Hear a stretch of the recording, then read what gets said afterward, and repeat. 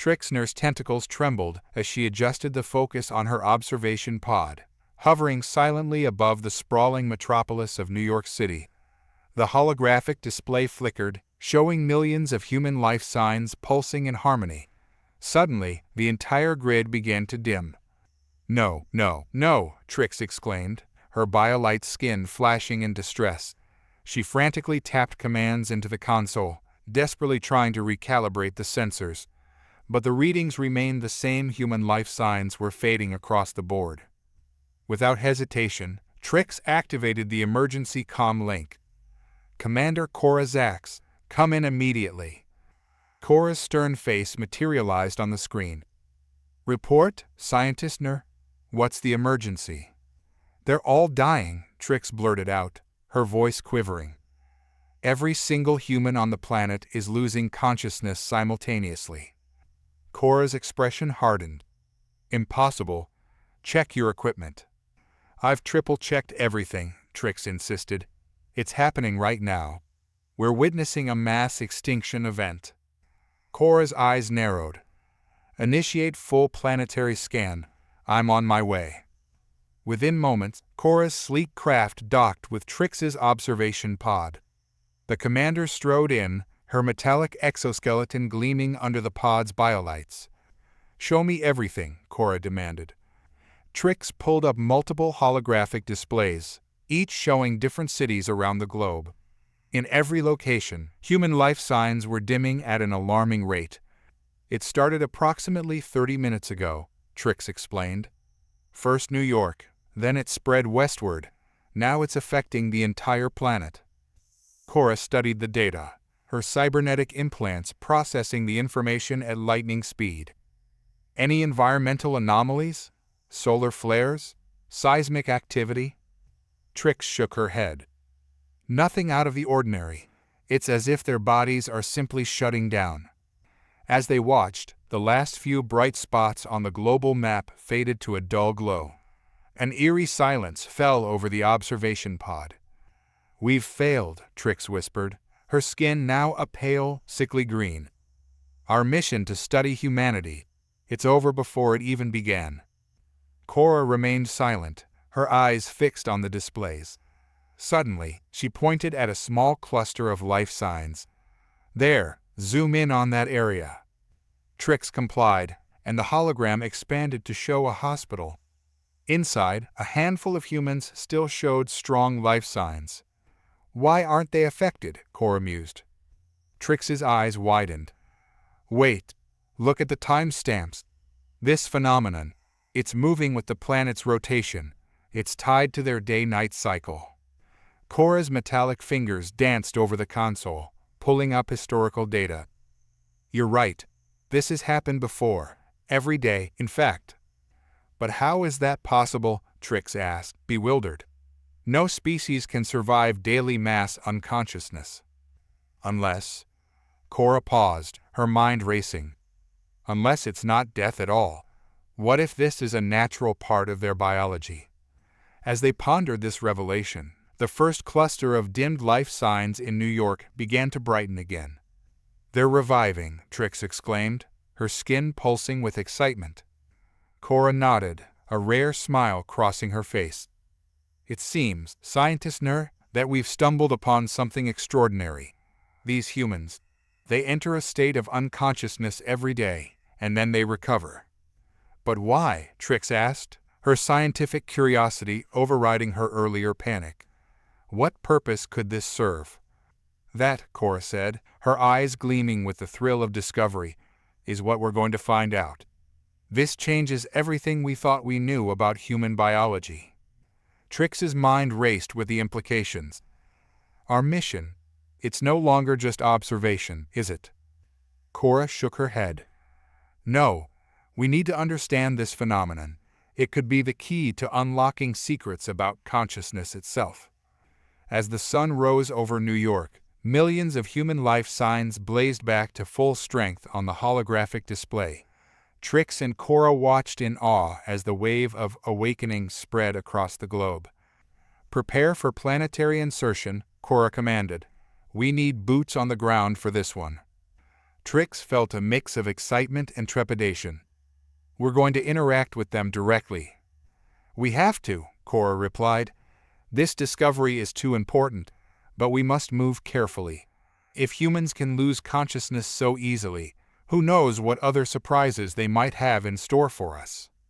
As their pod began its descent towards the awakening city, both aliens knew that their mission had just become far more complex and far more dangerous than they could have ever imagined.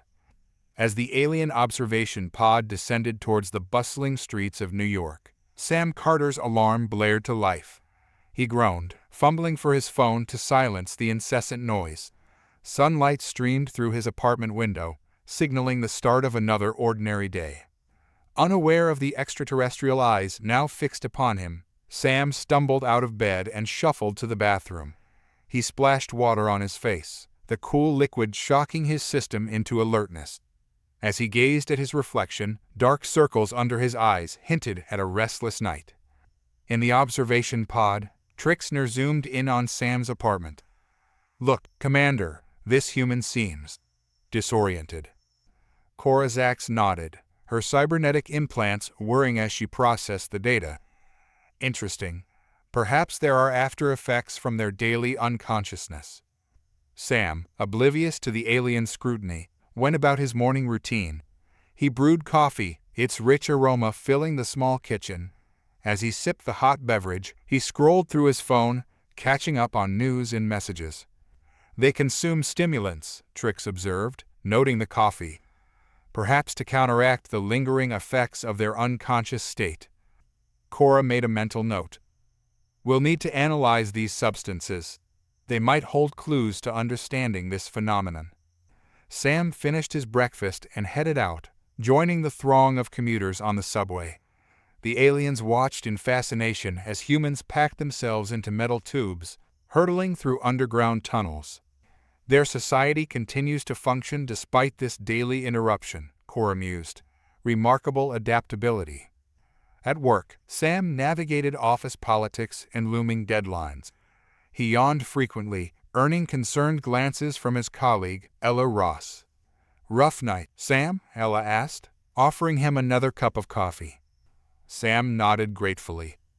"Yeah, weird dreams. Couldn't shake them off this morning." Trix's antennae perked up at this exchange. "Commander, they seem to experience something during their unconscious state. They call it dreams." Cora leaned in, intrigued. "Dreams? Could this be some form of continued consciousness?" As the day progressed, the aliens observed Sam's productivity gradually declining. By late afternoon, he was stifling yawns and struggling to focus on his computer screen. "Their energy levels appear to deplete over time," Trix noted. "It's as if they're slowly losing power." Cora nodded. This unconscious state must serve some restorative function, but why can't they replenish their energy while conscious? After work, Sam met friends at a local bar. The aliens watched, puzzled, as humans voluntarily consumed substances that seemed to impair their already diminishing faculties. As night fell, Sam returned home. He changed into comfortable clothes and settled on his couch, flicking through TV channels. His eyelids grew heavy, and soon he drifted off to sleep. In the observation pod, alarms blared as Sam's life signs dimmed. "It's happening again," Trix exclaimed. Cora raised a hand, silencing the alarms. "Stay calm. We know now that this is normal for them. Let's observe closely." As Sam slept, his eyes darted rapidly beneath closed lids. His breathing quickened, and small muscle twitches rippled across his body. "What's happening to him?" Trix asked, concerned. Cora shook her head. "I'm not sure, but remember what he said earlier about dreams?" Suddenly, Sam's brainwave patterns spiked. In his dream, he found himself flying over a vast, alien landscape. Strange, biolike creatures floated through the air around him. As he soared higher, he saw a massive, metallic structure hovering above the planet's surface, eerily similar to the alien's actual observation pod. In the real world, Sam's face contorted, a mix of awe and fear. The aliens watched, captivated by the intense brain activity they were recording. "This is incredible," Cora breathed. "Their minds are incredibly active during this unconscious state. It's as if they're experiencing a whole other reality." Trix's skin rippled with excitement. Could this be some form of mental processing? Or perhaps astral projection? As the night wore on, Sam cycled through periods of deep rest and vivid dreams. The aliens diligently recorded every fluctuation in his biosigns, every twitch and murmur. Just before dawn, Sam's eyes fluttered open. He sat up, rubbing his face, the memory of his dreams already fading like mist in the morning sun. In the observation pod, Cora and Trix exchanged glances.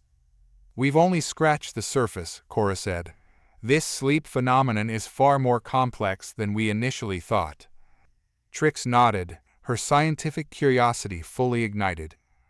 What other secrets might humans be hiding in their unconscious minds? As Sam started his morning routine anew, blissfully unaware of the alien scrutiny, Cora made a decision. "We need to establish direct contact. It's time to wake one of our human assets." As the sun climbed higher in the sky, Trix and Cora retreated to their cloaked ship, hovering silently above Central Park. They pored over the data collected from Sam Carter's sleep cycle, searching for the ideal human subject for their next phase of research. "We need someone with knowledge of this sleep phenomenon," Cora mused, her metallic fingers dancing across the holographic interface. Trix's antennae twitched in agreement. Yes, but also someone who might be more accessible during their unconscious hours. Their search algorithm churned through countless human profiles before settling on one. Ella Ross, sleep researcher at New York University's Neuroscience Department. "Perfect," Cora declared, studying Ella's file. "She's an expert in human sleep patterns." Trix's BioLite skin pulsed with excitement. "And look at this, she suffers from a condition called insomnia. She struggles to enter the unconscious state." Cora's eyes narrowed. Intriguing. A human who resists the very phenomenon we're trying to understand. She could provide valuable insights. As night fell over the city, Trix and Cora prepared for their covert mission. They donned holographic disguises, their alien features shimmering into human form. "Remember," Cora instructed, "minimal interaction. We observe and extract. Nothing more." They tracked Ella to her apartment, a small studio cluttered with research papers and empty coffee cups. Through the window, they watched as she paced restlessly, dark circles prominent under her eyes. Inside, Ella fought against her own exhaustion. She'd been awake for nearly 48 hours, her mind racing with theories and data from her latest sleep study. The irony wasn't lost on her, a sleep researcher who couldn't sleep. She grabbed another cup of coffee, her hands shaking slightly. "Just a few more hours," she muttered to herself. "I'm so close to a breakthrough." Outside, Trix and Cora exchanged puzzled glances. "Why does she resist the unconscious state?" Trix whispered. "It seems detrimental to her health." Cora shook her head. "Human behavior continues to baffle me. Let's proceed with the extraction." As they prepared to enter Ella's apartment, a new complication arose. Ella's phone rang, startling both the human and the aliens. "Dr. Ross?" a voice crackled through the speaker. "We need you at the sleep lab. One of our study participants is exhibiting unusual brain activity during REM sleep." Ella's exhaustion seemed to evaporate. "I'll be right there," she said, already grabbing her coat. Trix and Cora watched in frustration as their target hurried out of the apartment. "We must follow her," Cora decided. "This could provide valuable data." They trailed Ella to the university sleep lab, their holographic disguises allowing them to blend in with the late-night crowd. Inside, they observed as Ella and her team huddled around monitors displaying a sleeping human's brain scans. "These delta wave patterns are off the charts," one researcher exclaimed. "It's like his brain is operating in a completely different state of consciousness." Ella leaned in, her fatigue forgotten in the face of scientific discovery. It's similar to what we saw in deep meditation practitioners, but more intense, as if he's accessing a part of the brain we've never seen active before. Trix and Cora listened intently, their own scientific curiosity piqued. "Commander," Trix whispered, "this unconscious state seems far more complex than we initially thought."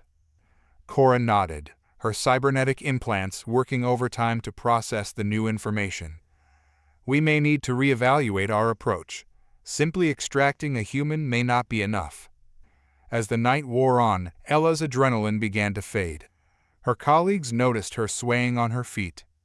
"Dr. Ross, when was the last time you slept?" one asked, concerned.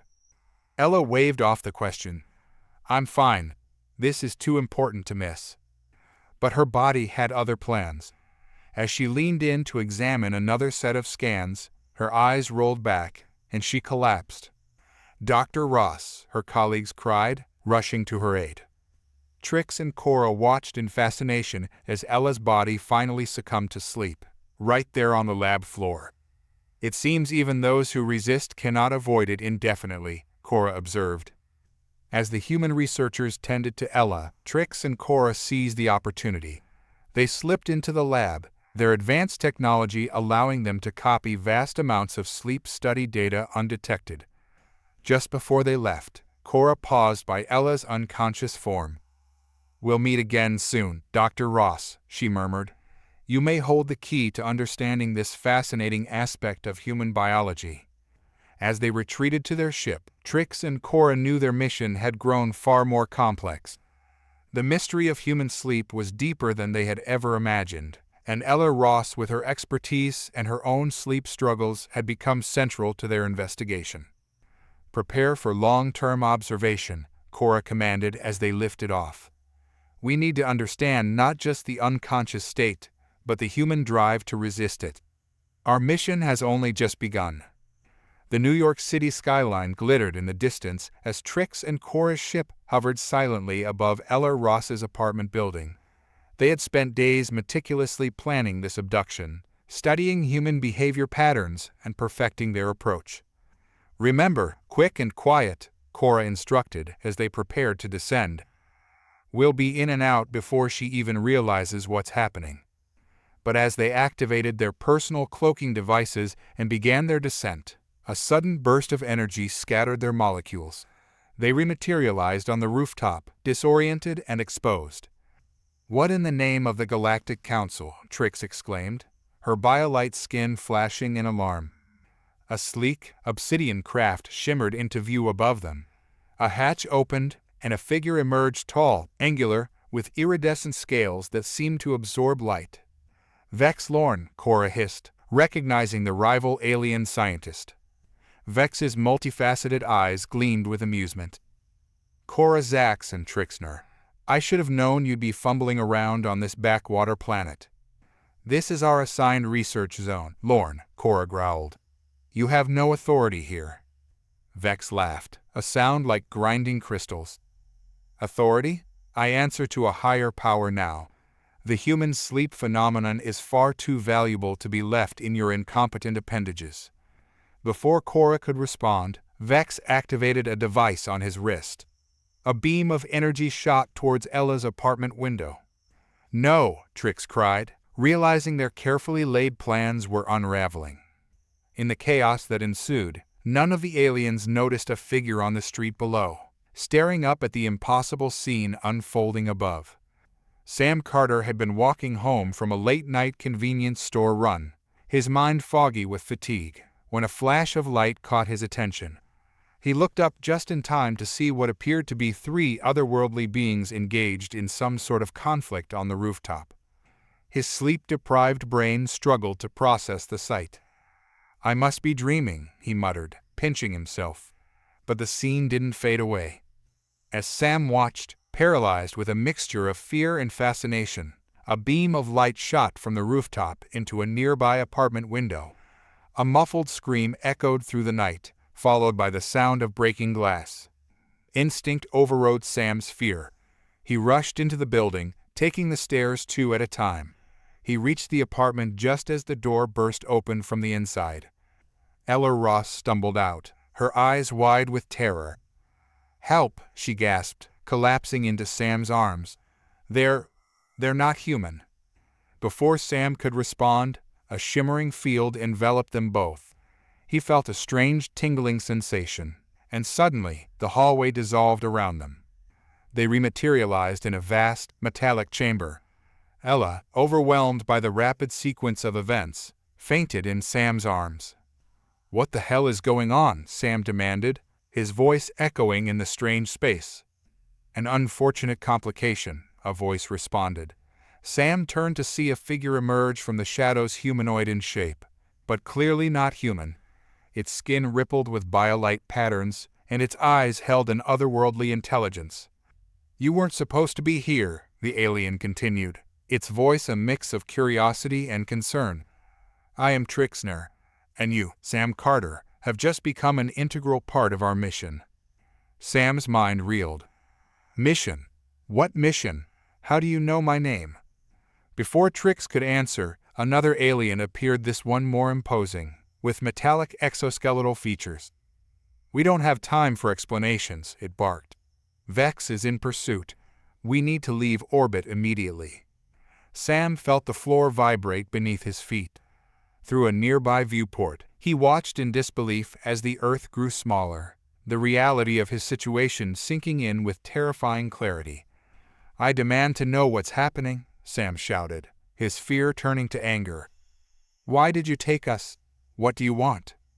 The metallic alien turned to him, its cybernetic eyes glowing with an unreadable emotion. "What we want, Sam Carter, is to understand why humans willingly lose consciousness every day. We need to know how you can simply shut down and then reactivate. It defies everything we know about sentient life." Sam blinked, confusion momentarily overriding his fear. "You mean sleep? This is all about how humans sleep." The alien nodded solemnly. "Sleep, as you call it, is unknown in the rest of the galaxy. It makes your species unique and potentially invaluable." As the implications of this statement sank in, alarms blared throughout the ship. The metallic alien Cora, Sam remembered Trix calling her, rushed to a control panel.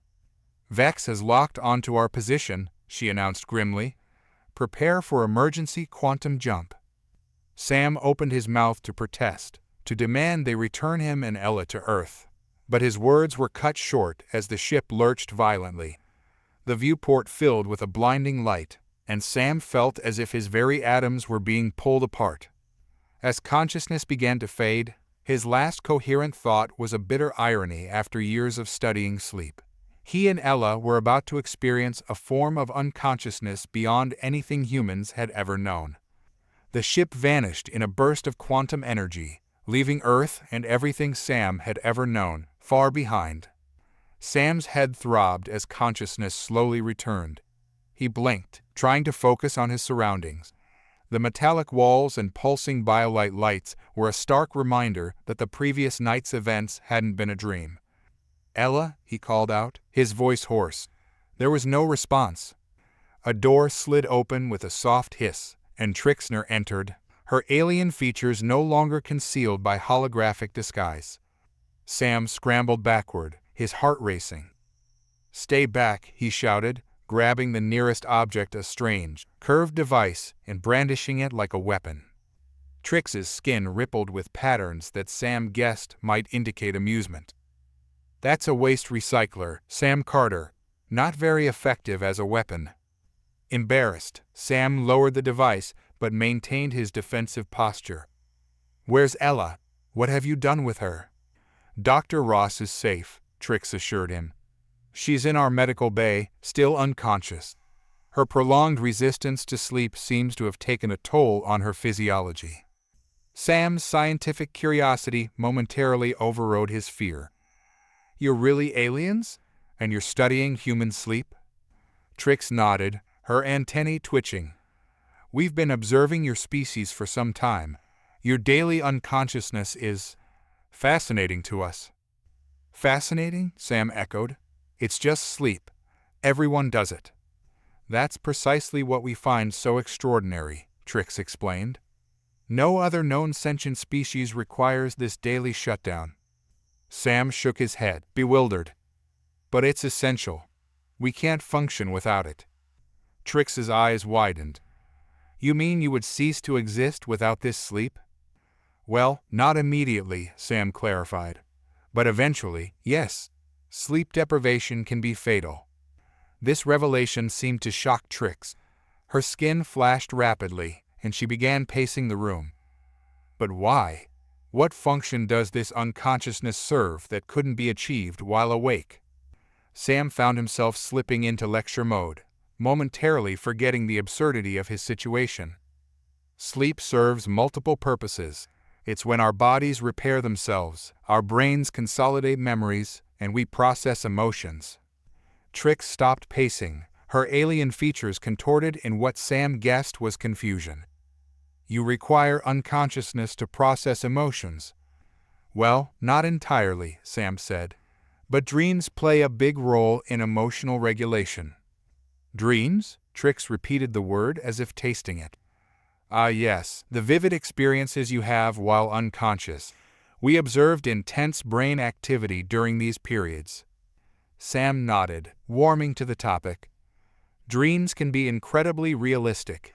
Sometimes it's hard to distinguish them from reality. Trix's skin suddenly paled. Are you dreaming now, Sam Carter? The question caught Sam off guard. He pinched himself, wincing at the pain.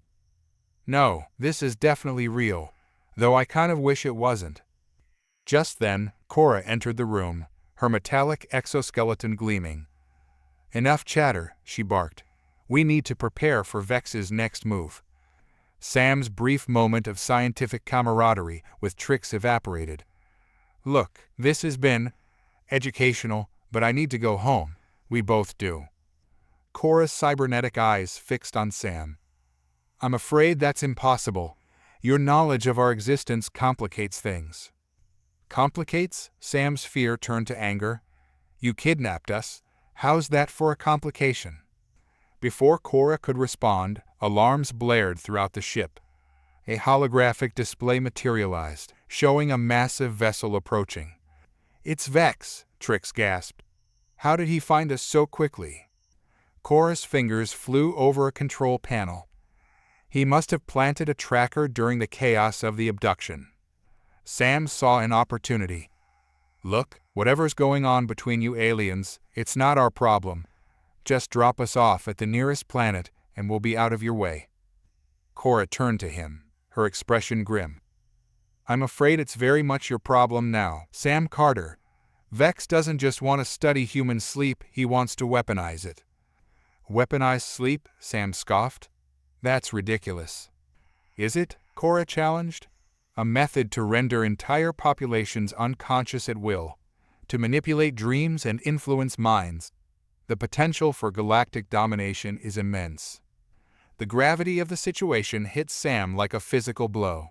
He slumped against the wall, his mind reeling. Suddenly, Ella's voice came through an intercom.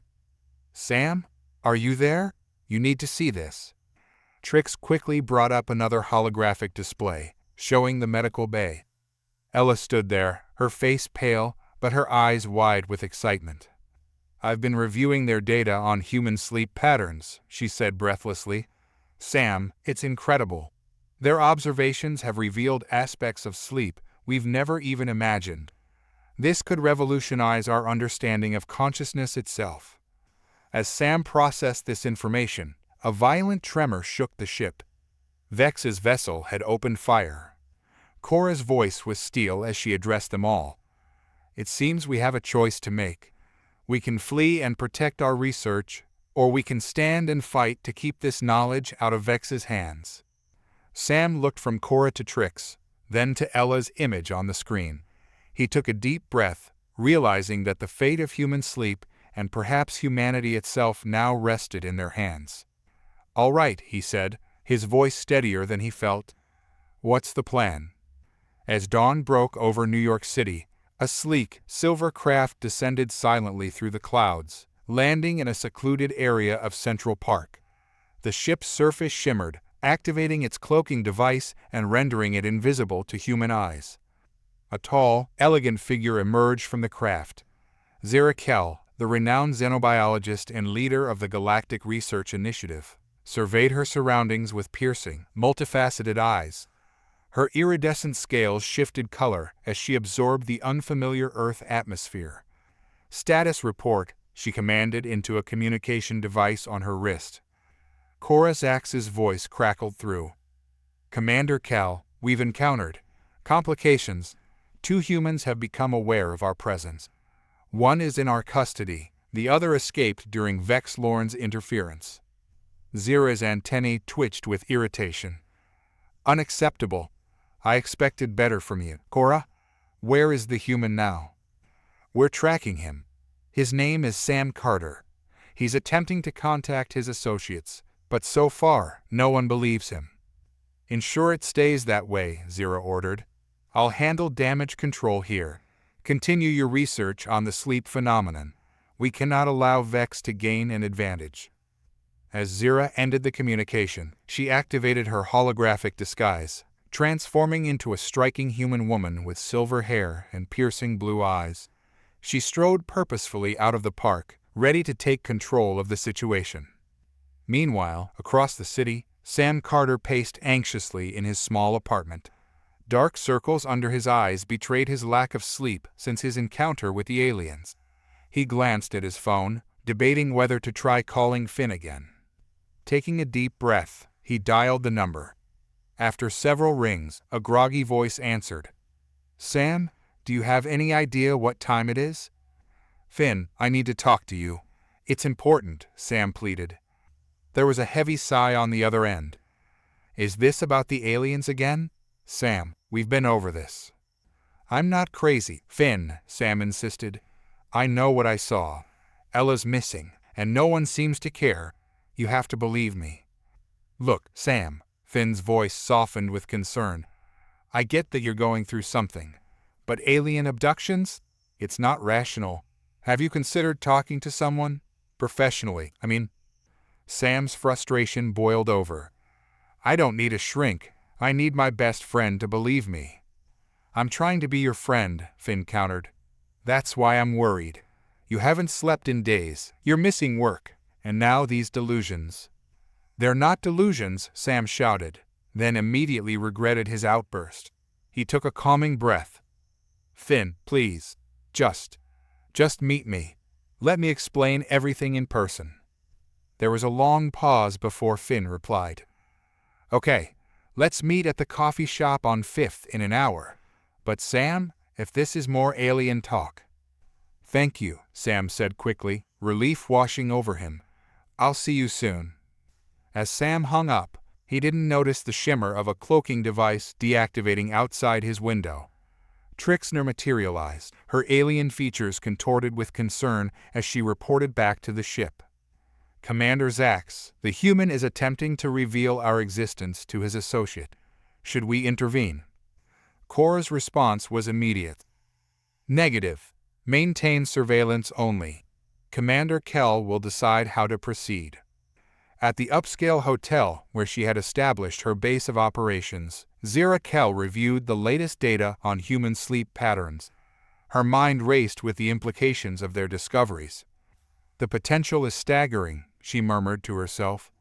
"If we can unlock the secrets of human sleep, we could revolutionize consciousness across the galaxy." Her musings were interrupted by an urgent communication from her ship. "Commander Kell, we've detected unusual energy signatures. It appears Vex Lorn has arrived on Earth." Zira's scales darkened with determination. "Track his movements. We cannot allow him to interfere with our research or make contact with the humans." As she ended the communication, Zira gazed out at the New York skyline. The humans below went about their daily lives, blissfully unaware of the cosmic drama unfolding in their midst. "Soon," she promised herself, "we'll understand your most guarded secret, and the galaxy will never be the same." In the coffee shop, Sam anxiously awaited Finn's arrival.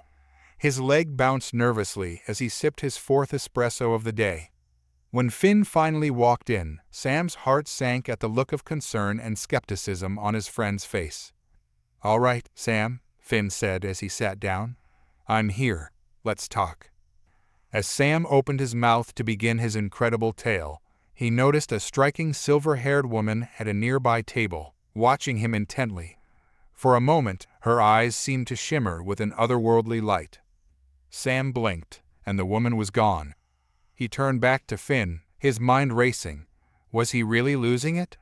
Or was he now at the center of a cosmic conspiracy that threatened to change everything he thought he knew about the universe?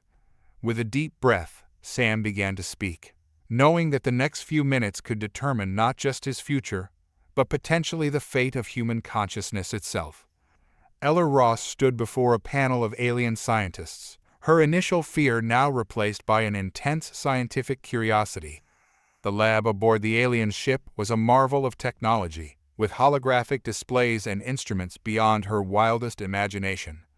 "Sleep, as we understand it, occurs in cycles," Ella began, her voice steady despite the surreal circumstances. "Each cycle consists of 4 stages, including what we call REM sleep." Trixner's antennae twitched with interest. "REM? What does this acronym signify?" "Rapid eye movement," Ella explained. "It's the stage where most dreaming occurs." Cora Zax leaned forward, her cybernetic implants whirring softly. "Dreams. The vivid mental experiences you have while unconscious. Fascinating." Ella nodded, warming to her subject. "What's truly remarkable is how the brain behaves during REM sleep. It's almost as active as when we're awake." The aliens exchanged glances, their expressions a mix of confusion and awe. Zira Kell, who had been observing silently, spoke up. "How can the brain be active during unconsciousness? It seems contradictory." "That's what makes sleep so incredible," Ella said, her eyes shining with enthusiasm. "It's not just a shutdown of consciousness, it's a different state of being."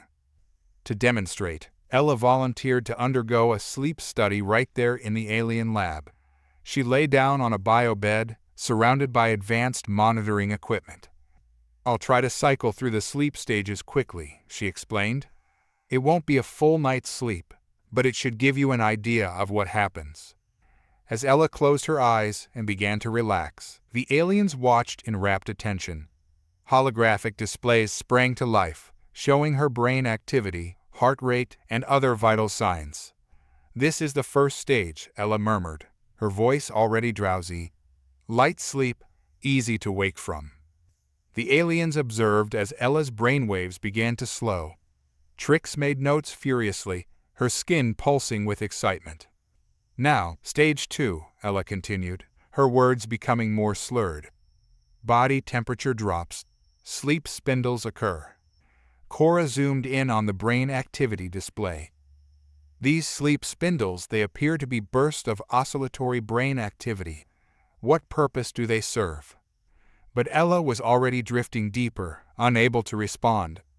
The room fell silent as she entered slow-wave sleep, her brainwaves now showing the characteristic large, slow oscillations. "Remarkable," Zira whispered. "Her consciousness appears to be completely suppressed, yet her body continues to function." Suddenly, Ella's eyes began to move rapidly beneath her closed lids. Her fingers twitched, and her brainwaves became erratic. "REM sleep," Trix announced, her voice filled with awe. "She's dreaming." The aliens watched, fascinated, as Ella's brain lit up with activity. It was almost as if she were awake, yet her body remained motionless apart from the eye movements. After a few minutes, Ella's eyes fluttered open. She sat up, blinking as she readjusted to her surroundings. "That was intense," she said, rubbing her eyes. "Did you get the data you needed?" Zira approached her, eyes gleaming with curiosity. "Dr. Ross, your demonstration was most light, but it raises so many questions. How do you transition between these stages? What triggers the onset of REM sleep?" Ella smiled, despite her lingering grogginess. "Those are excellent questions, Commander Kell. Some we're still trying to answer ourselves." As the aliens bombarded Ella with more questions, she couldn't help but feel a sense of irony. Here she was, a sleep researcher, explaining the fundamentals of her field to beings from across the galaxy. "There's something else you should know," Ella said, her tone becoming serious. "Sleep isn't just a passive state. It's crucial for our health and cognitive function." Cora's cybernetic eyes narrowed. "Explain." "Sleep deprivation can have severe consequences," Ella continued. "Cognitive impairment, weakened immune system, even hallucinations. In extreme cases, it can be fatal." This revelation sent a ripple of concern through the alien scientists. Zira turned to her team, her scales shifting to a deep, thoughtful blue. "If sleep is so vital," she mused, "then understanding it could be the key to understanding human consciousness itself." Ella nodded, a mix of excitement and apprehension coursing through her. "Exactly. And if we can unlock those secrets, we could revolutionize not just human biology," Zira finished, "but potentially all sentient life in the galaxy." As the implications of this sank in, alarms suddenly blared throughout the ship. Cora rushed to a console, her movements urgent. "Commander," she reported, her voice tense, "we're detecting multiple ships entering Earth's atmosphere. It's Vex Lorn, and he's not alone." Zira's expression hardened. "It seems our rival has decided to escalate matters. Prepare for defensive measures." Ella looked from one alien to another, the gravity of the situation hitting her. What had started as a fascinating scientific study was quickly turning into something far more dangerous. "What does this mean?" she asked, her voice barely above a whisper. Zira turned to her, her alien features set in grim determination. "It means, Dr. Ross, that your expertise on human sleep may now be the only thing standing between Earth and a potential invasion." As the ship hummed to life around them, preparing for conflict, Ella realized that her lifelong study of sleep had led her to a moment she could never have imagined, one where the fate of humanity might rest on the very thing that had fascinated her for so long.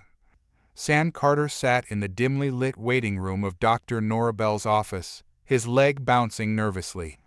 The soothing sounds of a white noise machine did little to calm his frayed nerves. When the door opened, he nearly jumped out of his skin. "Sam, I'm Dr. Norabel. Please, come in," said a woman with kind eyes and a reassuring smile. As Sam settled into the plush armchair across from Nora, he took a deep breath. "I'm not sure where to begin," he admitted. Nora leaned forward slightly. "Why don't you start with what brought you here today?" Sam hesitated, then decided to dive in. I think I was abducted by aliens, and they're obsessed with how humans sleep." To Sam's surprise, Nora didn't immediately dismiss his claim. Instead, she cocked her head, her expression a mix of curiosity and professional interest. "That's certainly an unusual experience," she said carefully. "Can you tell me more about what happened?" Encouraged by her open response, Sam recounted his encounter with Trix and Cora, the abduction of Ella Ross, and the aliens' fascination with human sleep patterns. As he spoke, he noticed Nora taking detailed notes, her brow furrowed in concentration. "And now," Sam concluded, "I can't sleep. Every time I close my eyes, I see their faces. I'm afraid I'm losing my mind." Nora set down her notepad. "Sam, I want you to know that I'm taking what you're saying seriously. As a sleep specialist, I've heard many unusual stories related to sleep experiences. While alien abduction isn't a common one, the sleep disturbances you're describing are very real." Sam felt a wave of relief wash over him. "So you don't think I'm crazy?" "No, I don't," Nora assured him. "But I am concerned about your sleep deprivation. Lack of sleep can exacerbate feelings of anxiety and even lead to hallucinations. I'd like to run some tests, if you're comfortable with that." Sam nodded eagerly. Anything that might help. As Nora led Sam to an adjoining room equipped with sleep monitoring devices, she felt a twinge of guilt. What she was about to do went against every ethical principle she held as a therapist. But the potential implications of Sam's story were too significant to ignore. Make yourself comfortable, Nora instructed, attaching electrodes to Sam's head and chest. I'm going to monitor your brain activity and vital signs. Try to relax and, if possible, fall asleep. As Sam closed his eyes, Nora quietly activated a hidden panel in the wall. A sophisticated communication device emerged, unlike anything available on Earth. She input a series of complex codes and waited. Moments later, Zira Kell's holographic image appeared. Dr. Bell, the alien commander acknowledged. Your unscheduled communication suggests an urgent matter. Nora glanced at Sam's sleeping form before responding in a hushed tone. Commander, I have a human subject here with direct knowledge of your research team. He claims to have encountered Trixner and Korazax. Zira's expression remained impassive, but her scales shifted to a deeper hue. This is unexpected. What is the human's current status? He's experiencing severe sleep disturbances, Nora reported. I've initiated a sleep study to gather more data. But Commander, he's aware of your interest in human sleep patterns. This could compromise the entire operation. Zira's multifaceted eyes narrowed. Your position as our covert human expert on sleep disorders has been invaluable, Dr. Bell. But this development requires immediate action. Prepare the subject for extraction. We'll need to study him directly. Nora felt a pang of doubt. Commander, with all due respect, abducting him could cause irreparable psychological damage, not to mention the ethical implications. Your ethical concerns are noted, Zira interrupted, her tone brooking no argument. But the potential threat to our mission outweighs them. Proceed with the extraction. Kell out. As the hologram faded, Nora turned back to Sam, conflict evident on her face. For years, she had worked secretly with the aliens, fascinated by their advanced understanding of consciousness and the potential benefits for human sleep science. But now, faced with the reality of betraying a patient's trust, she hesitated. Sam stirred restlessly on the bed, his brain activity spiking on the monitors. He was clearly in the throes of a vivid dream, or perhaps reliving his alien encounter. Nora made a decision. She couldn't in good conscience hand Sam over to the aliens. But she also couldn't ignore the potential threat his knowledge posed to the research that could revolutionize human understanding of sleep and consciousness. With swift, decisive movements, Nora began disconnecting the sleep monitoring equipment. She had to get Sam out of here before Zira's extraction team arrived. But where could they go? Who would believe them? As she gently shook Sam awake, Nora realized that her life, too, had irrevocably changed. She was no longer just a sleep therapist with a secret alien connection. She was now a protector of human autonomy against an interstellar threat, a threat she had unwittingly helped to create. Sam, she said urgently as his eyes fluttered open. We need to leave. Now, I'll explain everything, but you need to trust me. Sam blinked groggily, confusion evident on his face. Dr. Bell, what's going on? The aliens, Nora said, her voice tight with tension. They're real, and they're coming for you. Zira Kell stood at the helm of the cloaked alien ship, her iridescent scales shimmering with anticipation. The holographic display before her showed a detailed map of New York City, with one area glowing brightly, a high-rise apartment complex in Manhattan. This location is ideal for our experiment, Zira explained to her team. High population density, diverse demographic, and minimal security measures. Trixner fidgeted nervously. Commander, are we certain this large-scale experiment is necessary? The potential for discovery is outweighed by the potential benefits, Zira cut in firmly. We need a larger sample size to truly understand the intricacies of human sleep patterns. Korazax, ever the pragmatist, spoke up. What about the ethical concerns? We'd be interfering with these humans without their consent. Zira's scales darkened slightly. Ethics are a luxury we can't afford right now. Vexlorn is closing in, and if he weaponizes human sleep before we understand it, the consequences could be catastrophic. The alien team fell silent, each wrestling with their own doubts. They had come to study, not to interfere, but the stakes had changed. "Prepare the sleep induction field," Zira commanded. "We'll target the entire building simultaneously." As the aliens made their final preparations, tension crackled through the air like static electricity. Meanwhile, in the apartment complex below, life continued as usual. In one unit, Jake Moss struggled to quiet his crying infant daughter. Next door, Ivy Chen pored over textbooks, fighting to stay awake for her upcoming exam. And on the top floor, Leo Patel tossed and turned, his chronic insomnia keeping him from much-needed rest. None of them knew that their normal night was about to become anything but... Back on the ship, Ella Ross paced anxiously. Despite her fascination with the aliens' advanced technology, she couldn't shake her unease about the impending experiment. "There has to be another way," she pleaded with Zira. "We can't just force an entire building into sleep. The psychological impact alone." "Dr. Ross," Zira interrupted, her tone softening slightly, "I understand your concerns, but you've seen our data. The variations in human sleep patterns are too complex to study on a small scale. We need this."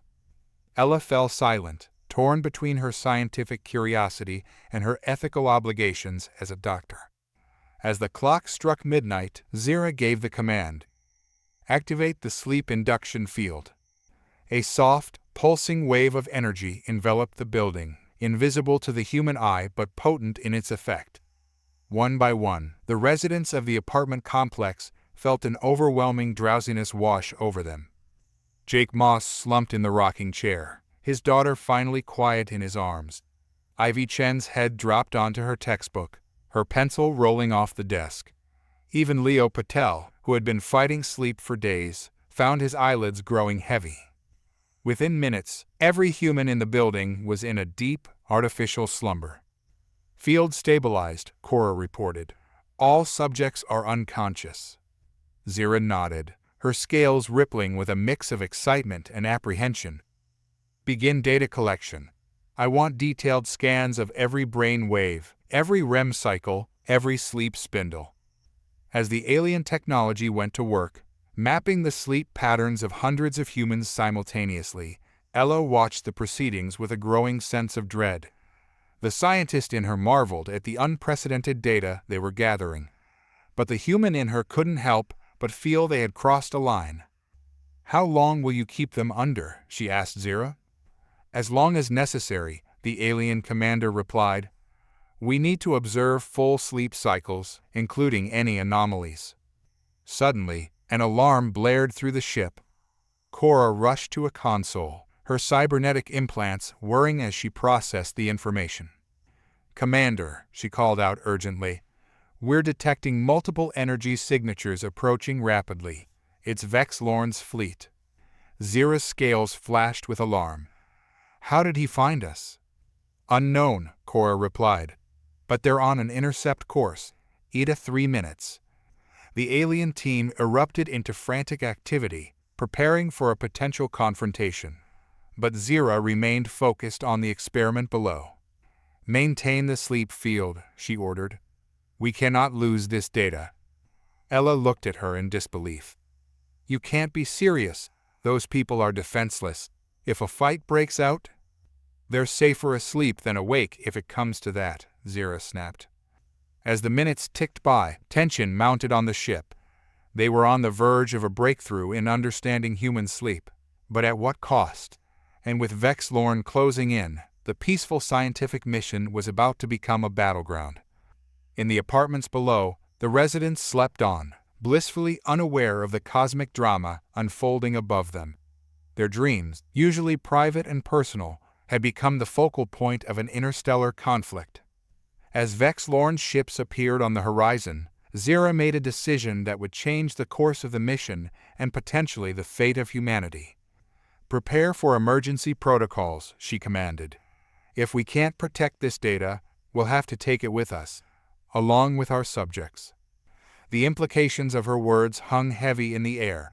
What had started as an experiment was now verging on a mass abduction.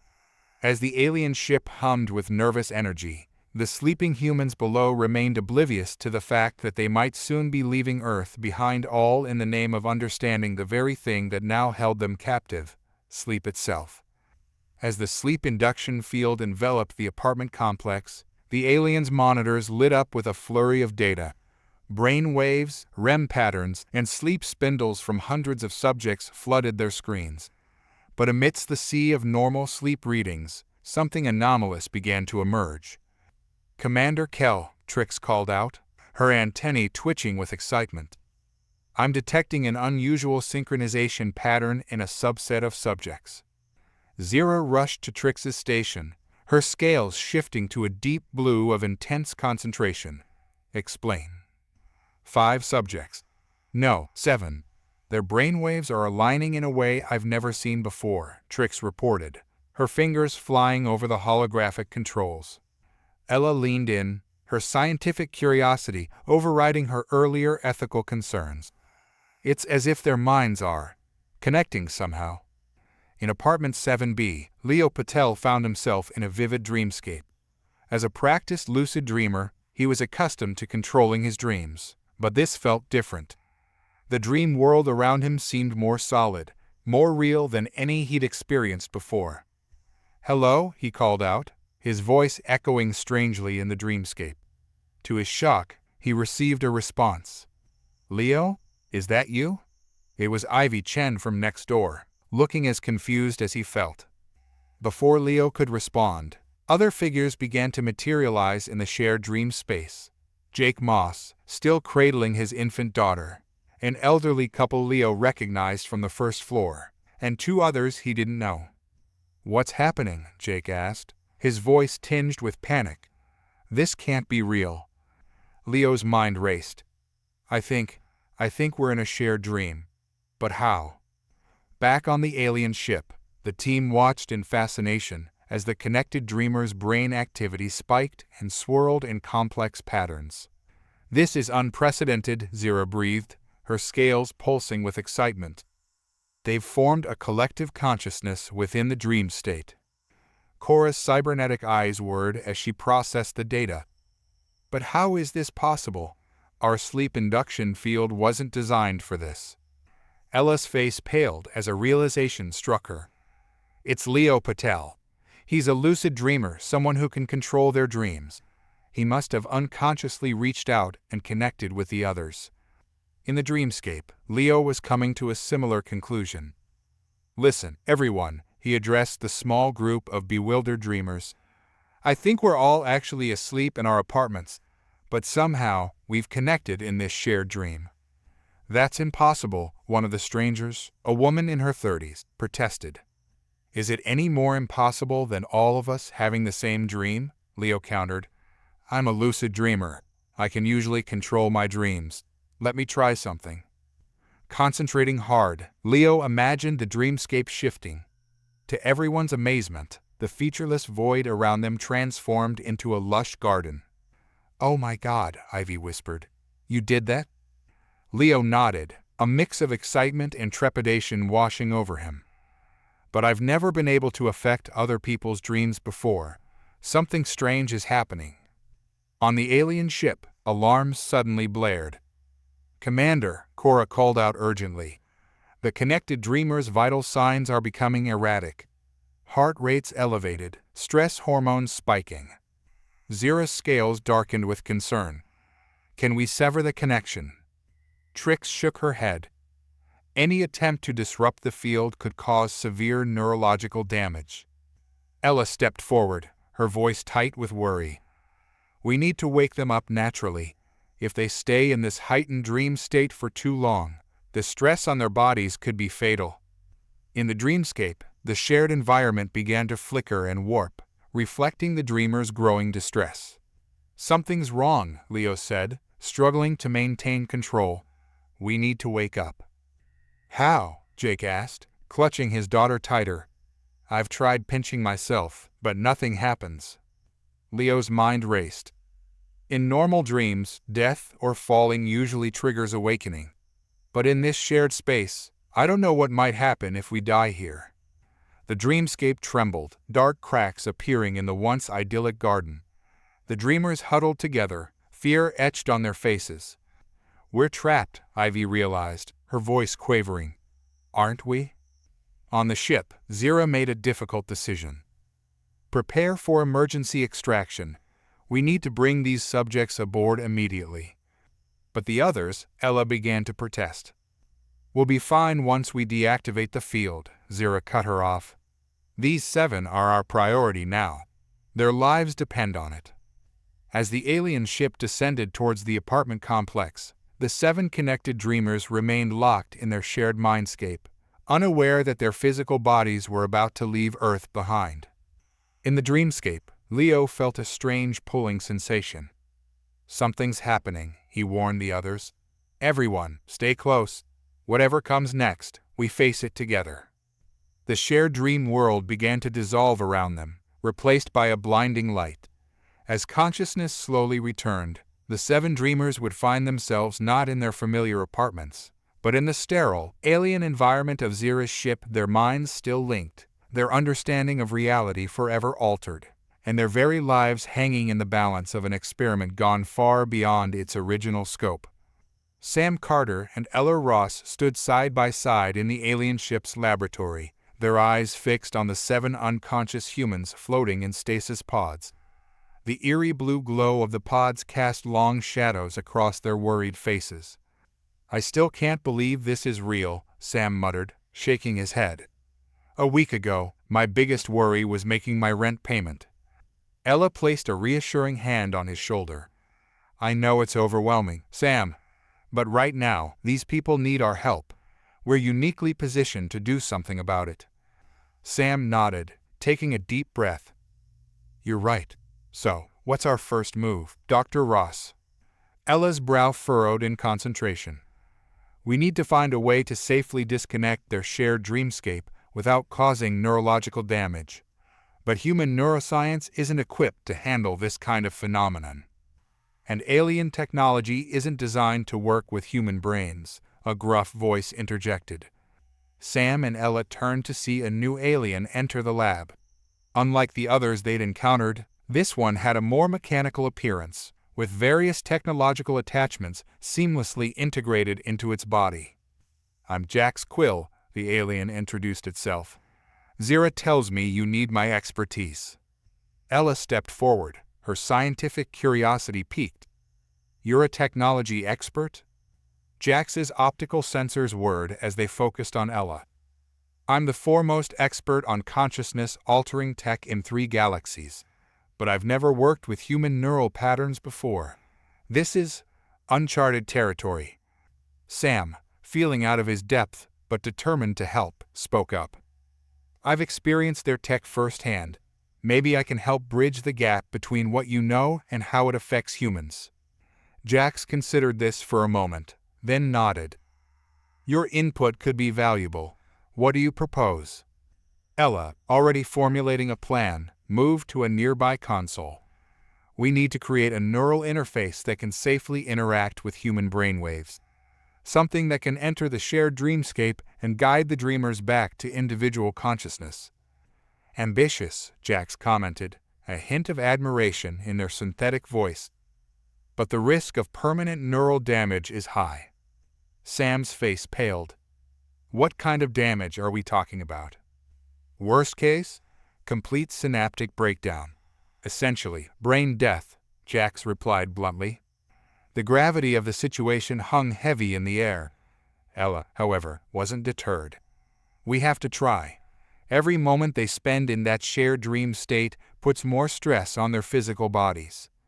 Jax's internal mechanisms whirred as they processed the challenge. "I might be able to modify one of our consciousness probes to interface with human neural patterns, but we'd need a way to calibrate it correctly." Sam's eyes lit up with an idea. "What if I volunteered? You could use my brain as a template to fine-tune the interface." Ella turned to him, concern etched on her face. "Sam, that's incredibly risky. We don't know what kind of effect it could have on you."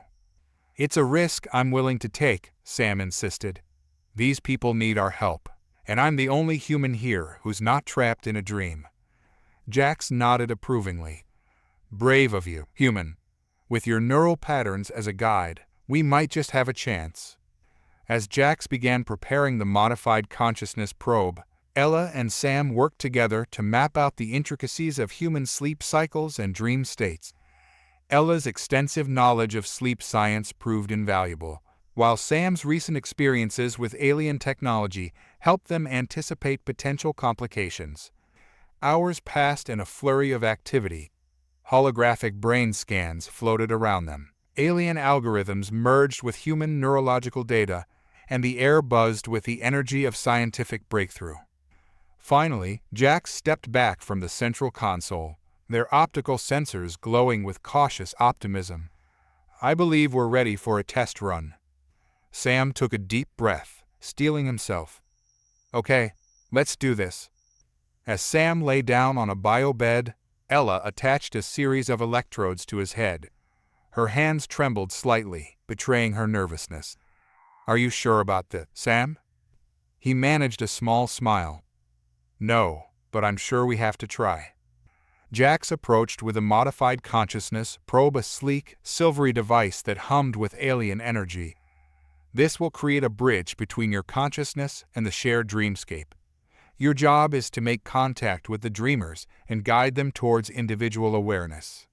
Sam nodded, his mouth dry. "And if something goes wrong?" "We'll pull you out immediately," Ella assured him, though her voice wavered slightly. As Jax prepared to activate the device, alarms suddenly blared throughout the ship. Zira's voice came over the intercom, tense and urgent. "All personnel, prepare for emergency maneuvers. Vex Lorne's forces have breached our outer defenses." The lab shook violently, sending equipment crashing to the floor. Sam sat up, panic rising in his chest. "What do we do now?" Ella and Jax exchanged a grim look. "We proceed," Jax decided. "We might not get another chance." Before Sam could protest, Jax activated the consciousness probe. Sam's world exploded into a kaleidoscope of sensation, his mind hurtling towards the shared dreamscape.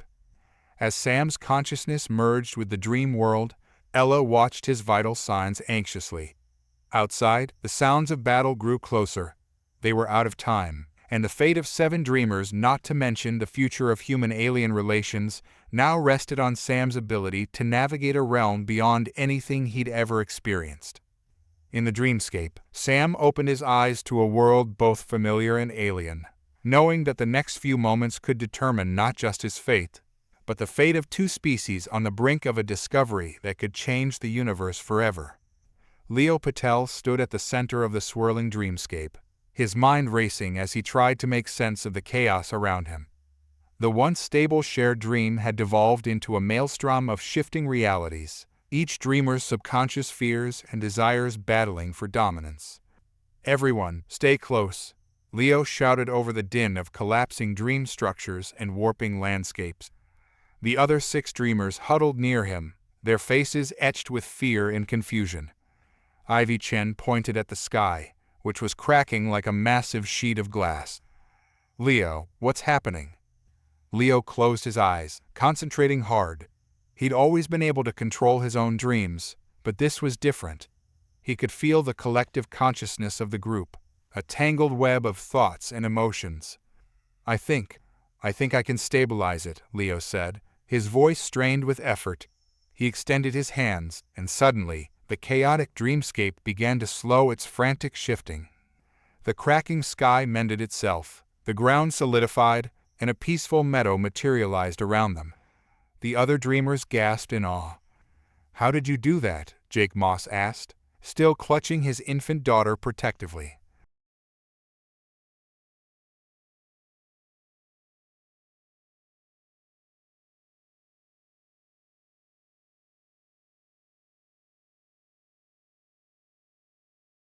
As the group marveled at their new surroundings, Leo noticed one of the dreamers standing apart from the others.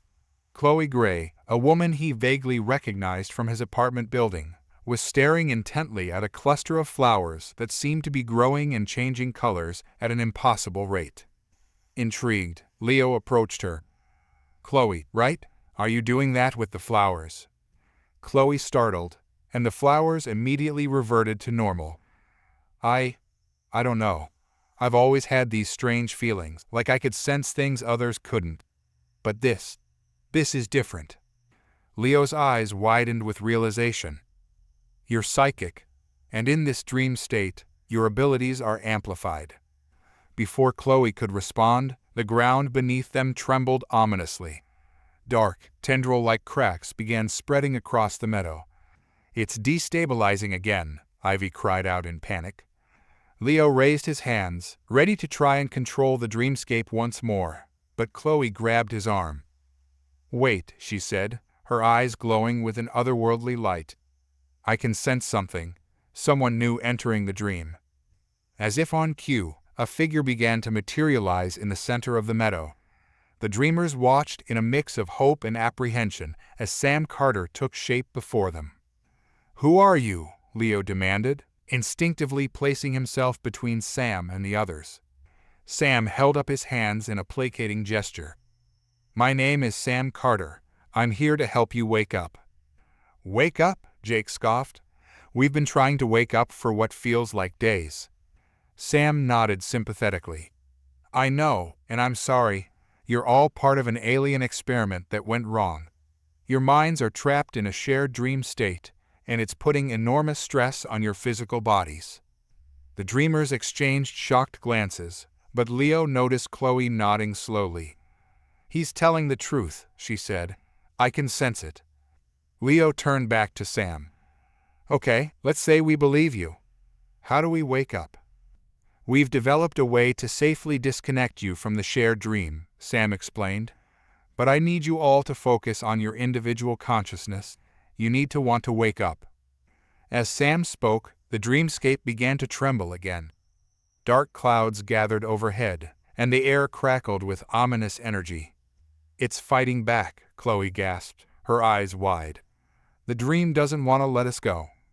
Leo felt the strain of holding the dreamscape together intensify. Whatever we're going to do, we need to do it fast. I don't know how much longer I can keep this stable. Sam nodded urgently.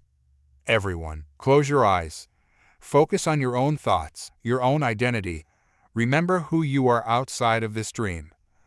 As the dreamers complied, Leo felt the collective consciousness begin to fragment.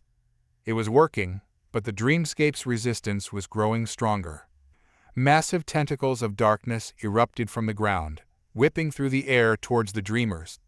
Leo reacted instinctively, shaping the dream matter into a protective dome around the group.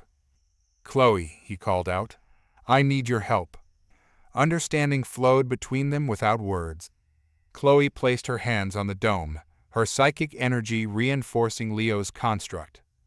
Keep focusing, Sam urged the others. You're almost there. One by one, the dreamers began to fade, their individual consciousness breaking free from the shared dream. Jake and his daughter vanished first, followed by Ivy and the elderly couple. As the last dreamer disappeared, leaving only Leo, Chloe, and Sam, the dreamscape howled in fury.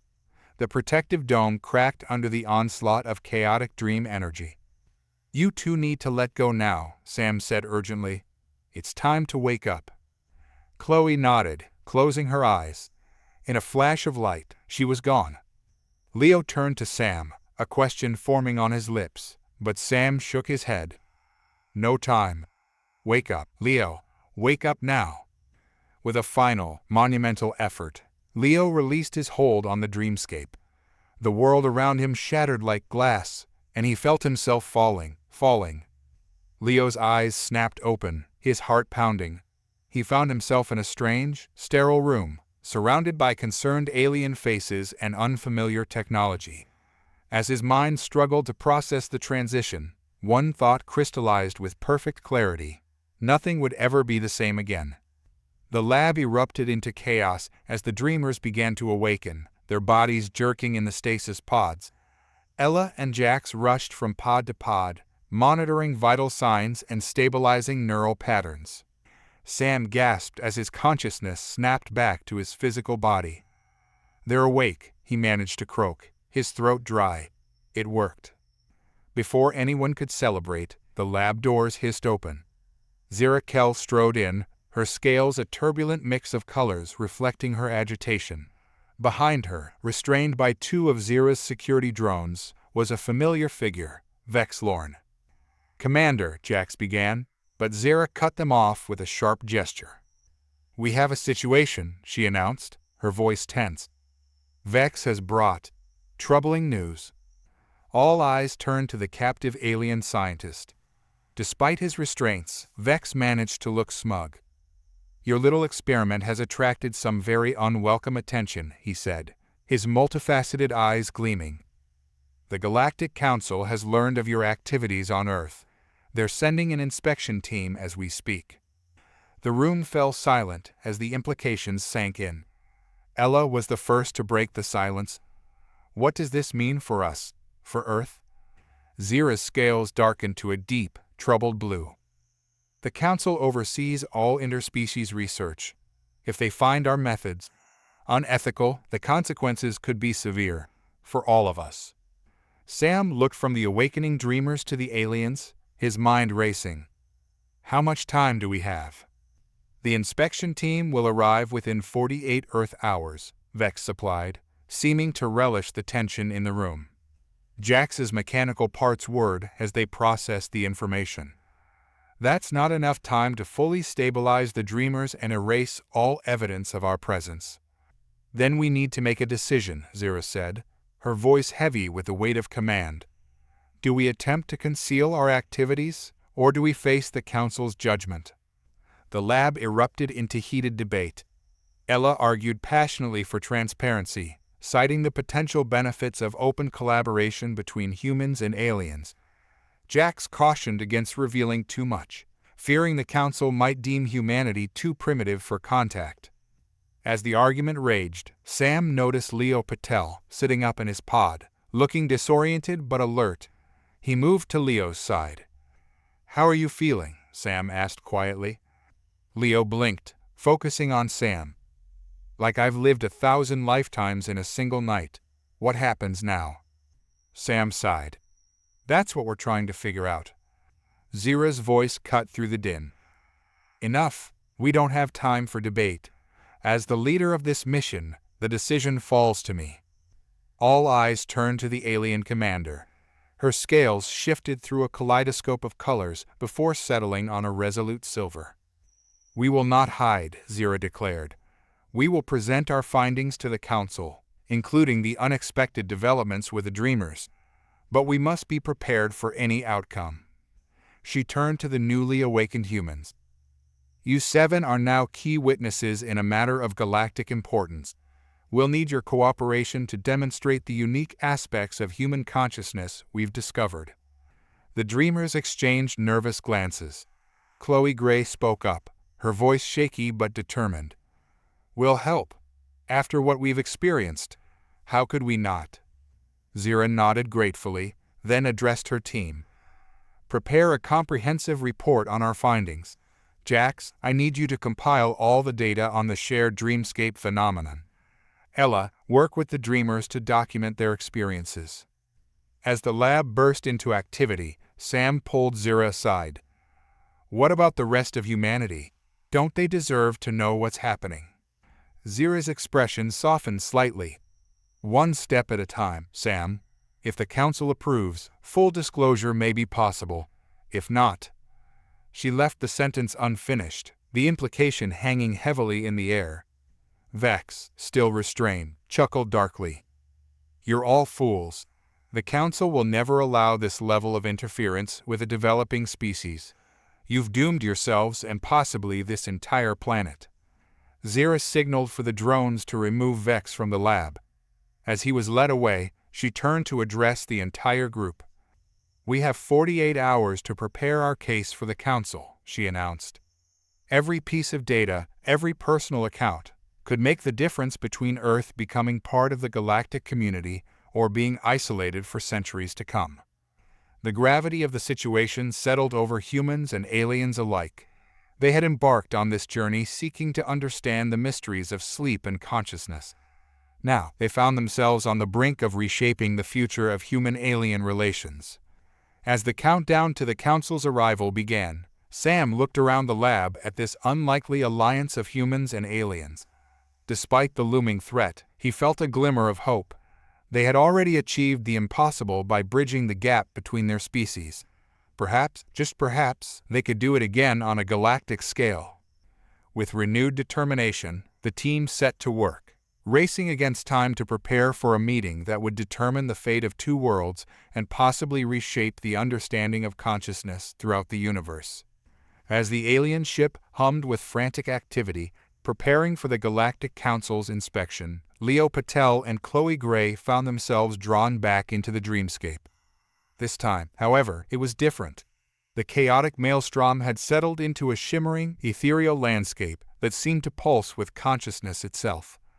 "Leo, do you see that?" Chloe whispered, pointing to what appeared to be translucent threads of light connecting their dream forms to something beyond the dreamscape. Leo nodded, his eyes wide with wonder. "It's like we can see the fabric of reality itself."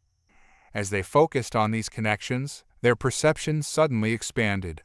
The dreamscape faded into the background, and they found themselves looking down on the alien lab from an impossible vantage point.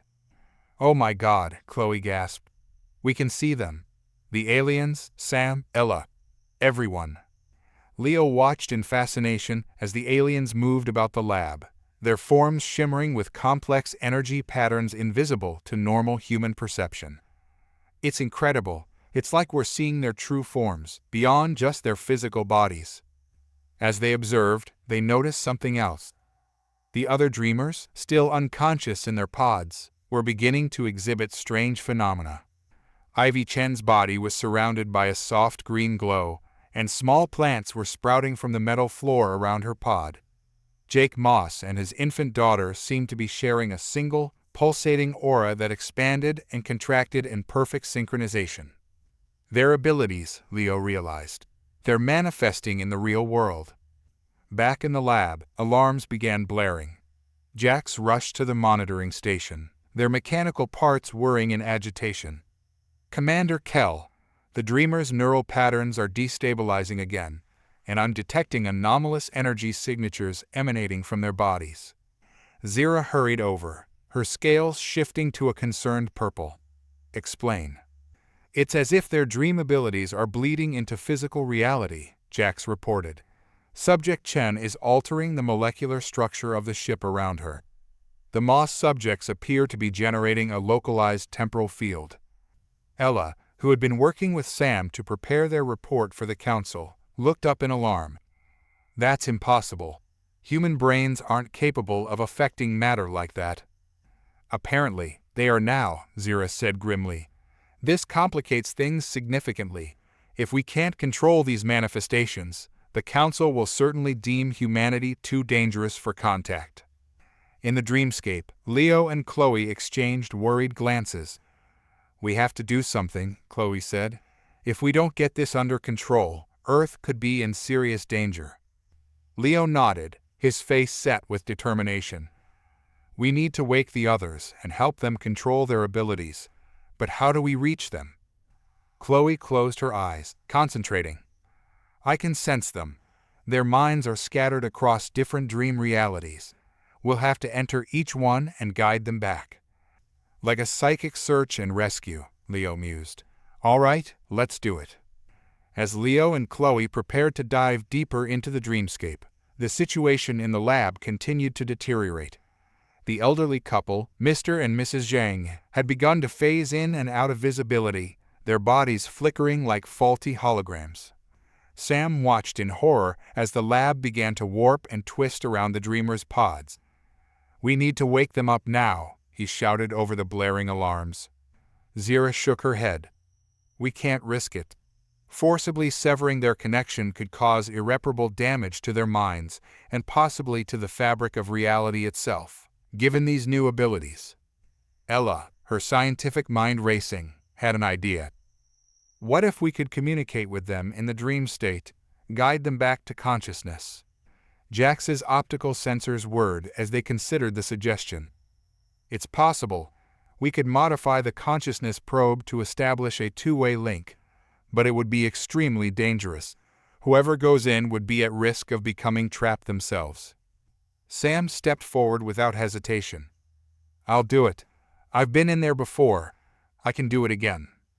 As the team rushed to prepare the modified probe, Leo and Chloe had already begun their journey through the fragmented dreamscape. They found Ivy in a lush, overgrown jungle of her own creation, Jake and his daughter in a bubble of frozen time, and the Zhangs in a shimmering realm of pure energy. With each dreamer they encountered, Leo and Chloe worked to help them understand and control their new abilities. Slowly, painstakingly, they began to guide the scattered minds back towards a central point of consciousness. Just as they were making progress, they sensed a new presence entering the dreamscape. Sam's familiar form materialized before them, looking both awed and terrified by the psychedelic mindscape around him. Leo? Chloe? Thank God I found you, Sam said, his voice echoing strangely in the dream realm. We need to get everyone out of here now. Your bodies are changing in ways we don't understand. If we don't wake you up soon, there might not be a physical reality to go back to. Leo and Chloe exchanged a knowing look. We're aware of what's happening, Sam, Leo explained. We can see everything, including the aliens and their ship. Sam's eyes widened in shock. You can? But how? There's no time to explain, Chloe interjected. We're gathering the others. Once we're all together, we should be able to wake up. But Sam, you need to know something. These abilities we've developed, they're not going away when we wake up. Sam's face paled as he realized the implications. The Council, if they find out humans have these kinds of powers. Exactly, Leo nodded grimly. Which is why we need to wake up now and figure out how to control these abilities before they arrive. As the dreamers began to coalesce around them, the dreamscape trembled ominously. The line between dream and reality was blurring, and time was running out. The fate of human-alien relations, and possibly the very nature of reality itself, hung in the balance, dependent on whether this group of accidental psychics could master their newfound powers in time to face the judgment of the Galactic Council. Sam felt the familiar rush of disorientation as his consciousness plunged into the dreamscape.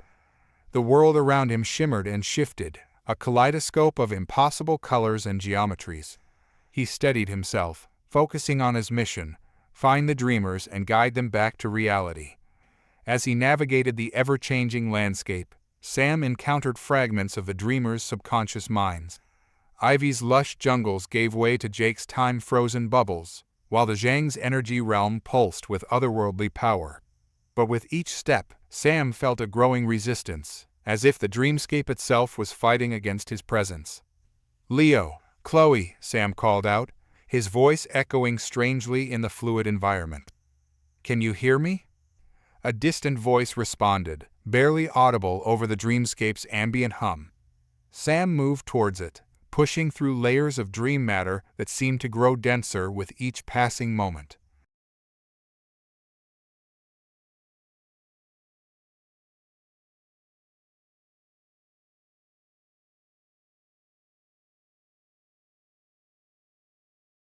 No, Sam whispered, his heart racing. Not this place. The room began to shrink, the walls closing in. From the shadows, distorted figures emerged, manifestations of Sam's deepest fears and insecurities. You're not real, Sam said, his voice shaking. This is just a dream. But the figures advanced, their whispers growing louder. Sam heard echoes of every doubt, every failure that had ever plagued him. He felt himself being overwhelmed, losing sight of his purpose. In that moment of despair, Sam heard a clear voice cut through the chaos. Sam, focus on why you're here. It was Leo, his presence a beacon in the turbulent dreamscape. Sam clung to that lifeline, forcing himself to remember his mission. With a supreme effort of will, he pushed back against his fears. I am not defined by my doubts, Sam declared, his voice growing stronger. I'm here to help, and nothing will stop me. The oppressive room shattered like glass, and Sam found himself back in the main dreamscape. Leo and Chloe stood before him, along with the other dreamers. Well done, Chloe said, her eyes shining with approval. You faced your fears and overcame them. That's the key to navigating this realm. Sam nodded, still shaken but resolute. We need to get everyone out of here. Your physical bodies are changing, and we don't understand how or why. Leo's expression turned grave. It's not that simple, Sam. We've discovered something big. Before Leo could elaborate, the dreamscape trembled violently.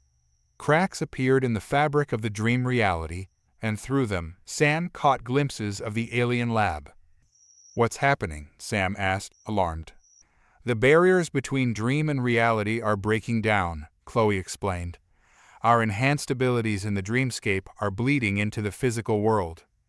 As if to illustrate her point, Ivy raised her hand, and a burst of vibrant plant life sprouted from the dream stuff around them. Jake and his daughter flickered in and out of temporal sync, while the Zhang's forms shimmered with pure energy. This is incredible, Sam breathed, all momentarily overriding his concern. But how is this possible? Leo stepped forward, his face set in determination. That's what we need to show you. We've seen beyond the veil, Sam. The truth about human sleep. It's not what anyone thinks. With a gesture, Leo expanded their perception. Sam gasped as the dreamscape fell away, revealing a vast, intricate network of energy connecting all of humanity. It pulsed and flowed like a living thing, with each sleeping mind acting as a node in this cosmic web. This is human consciousness, Leo explained. When we sleep, we're not just resting. We're connecting to this network, this collective unconscious. Chloe picked up the thread. And here's the shocking part. This network, it's not natural. At least, not entirely. Sam's mind reeled. What do you mean?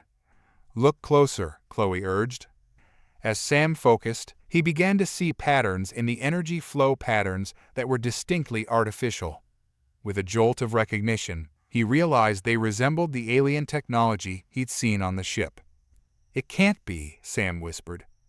Leo nodded grimly. Human sleep isn't just a biological function. It's the result of ancient alien technology, integrated into our very consciousness over millennia. The implications hit Sam like a physical blow. But why? Who did this? Before anyone could respond, the dreamscape shuddered violently. Alarms blared, the sound bleeding through from the physical world. We're out of time, Chloe said urgently. We need to wake up now, all of us. The others are waiting.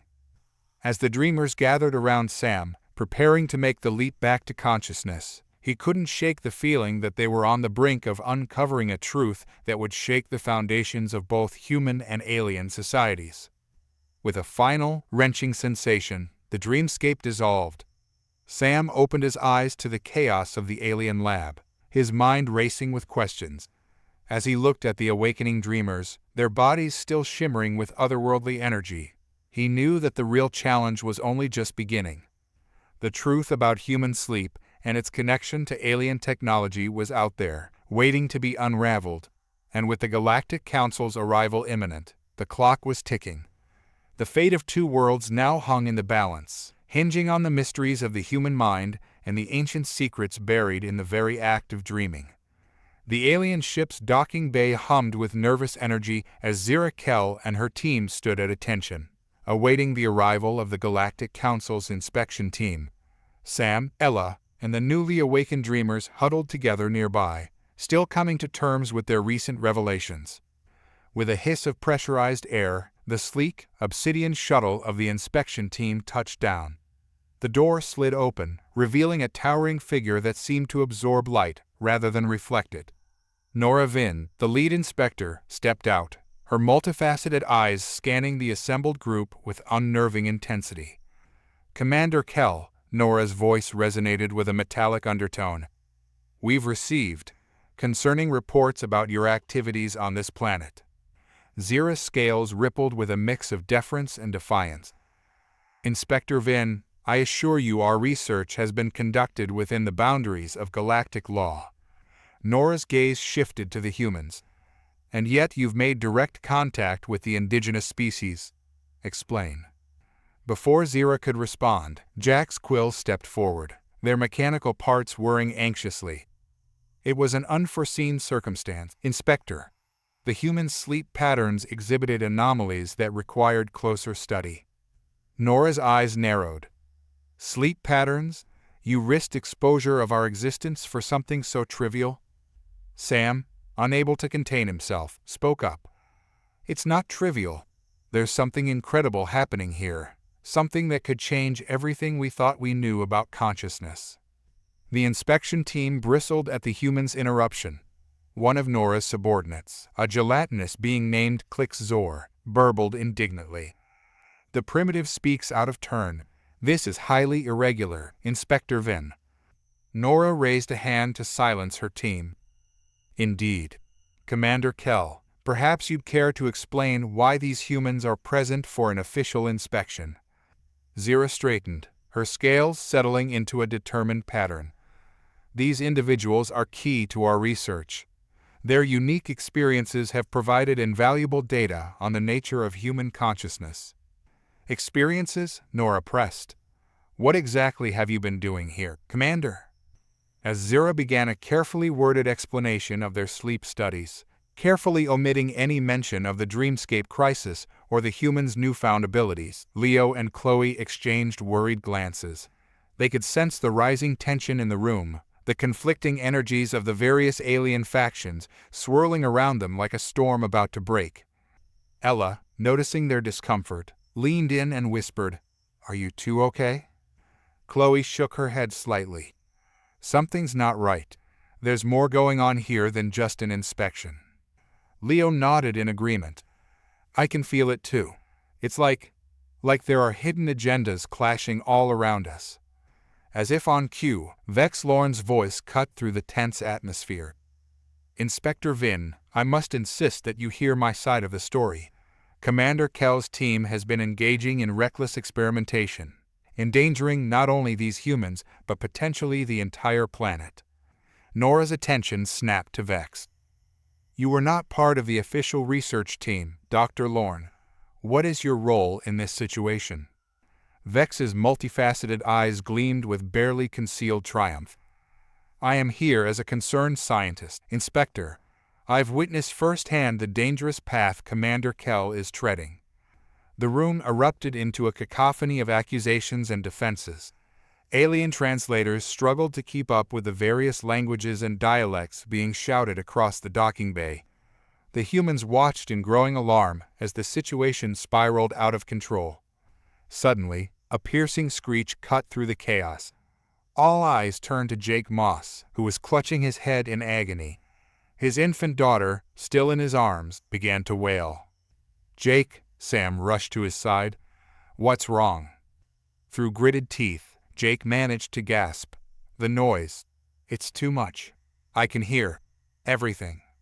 Before anyone could react, a shimmering field of energy erupted around Jake and his daughter, enveloping them in a bubble of absolute silence.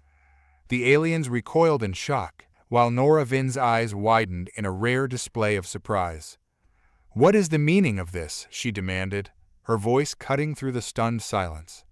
Zira, realizing the situation had spiraled beyond her control, took a deep breath. "Inspector Vin, there's something we need to show you. The full truth of what we've discovered here is more complex than we initially reported." As Zira began to explain the dreamscape phenomenon and the humans' emerging abilities, the atmosphere in the docking bay grew heavy with the weight of impending change. The lines between species, between dreaming and waking, between science and the unknown, were blurring in ways no one had anticipated. Nora Vin listened intently, her inscrutable expression giving no hint of her thoughts. But as the full scope of the situation became clear, one thing was certain. The Galactic Council's decision would have far-reaching consequences not just for Earth, but for the understanding of consciousness throughout the universe. The inspection had only just begun, and already it was clear that nothing would ever be the same again. As humans and aliens alike held their breath, waiting for Nora Vin's response, the fate of two worlds hung in the balance, teetering on the edge of a cosmic revelation. As the tension mounted in the physical world, Sam found himself pulled back into the dreamscape, this time accompanied by Leo and Chloe. The realm they entered was vastly different from before, a swirling vortex of collective human thought and emotion, pulsing with an otherworldly energy.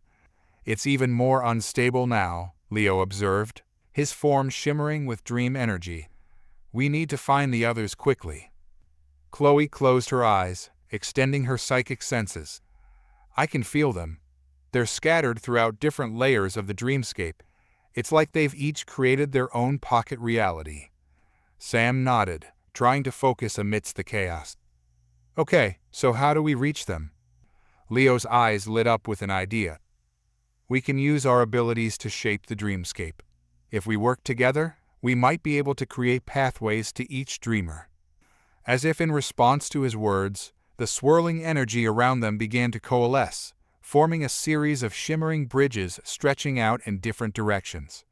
"Incredible," Sam breathed. "It's like the dreamscape is responding to our intentions." "That's exactly what it's doing," Chloe explained. "Our thoughts and emotions have real power here. We just need to learn how to control it." The trio set off across the first bridge, the dreamscape shifting and changing around them with each step. They found Ivy Chen in a lush, overgrown garden of her own creation, plants responding to her every thought. "Ivy," Sam called out, "we need you to come with us. It's time to wake up." Ivy turned, her eyes wide with wonder. "But why would I want to leave? I can create anything here." Leo stepped forward. "What you're experiencing is amazing, Ivy, but it's not real. Your physical body is in danger. We all need to return to reality." As they worked to convince Ivy, the dreamscape trembled ominously. Cracks appeared in the fabric of Ivy's created world, revealing glimpses of other dream realities beyond. "We don't have much time," Chloe warned. "The barriers between individual dreams are breaking down." With gentle persuasion, they managed to guide Ivy back to the central hub of the dreamscape. One by one, they repeated the process with the other dreamers, Jake and his daughter trapped in a time bubble, the Zhangs exploring a realm of pure energy, and others lost in their own subconscious creations. As they gathered the last of the dreamers, a new phenomenon caught their attention. A massive, pulsating entity began to take shape in the center of the dreamscape, a swirling mass of memories, emotions, and instincts that seemed to encompass all of human experience. "What is that?" Sam asked, his voice filled with awe and trepidation. Leo's eyes widened in recognition. I think it's the collective subconscious of humanity." The entity seemed to notice their presence, turning its attention to the small group of dreamers.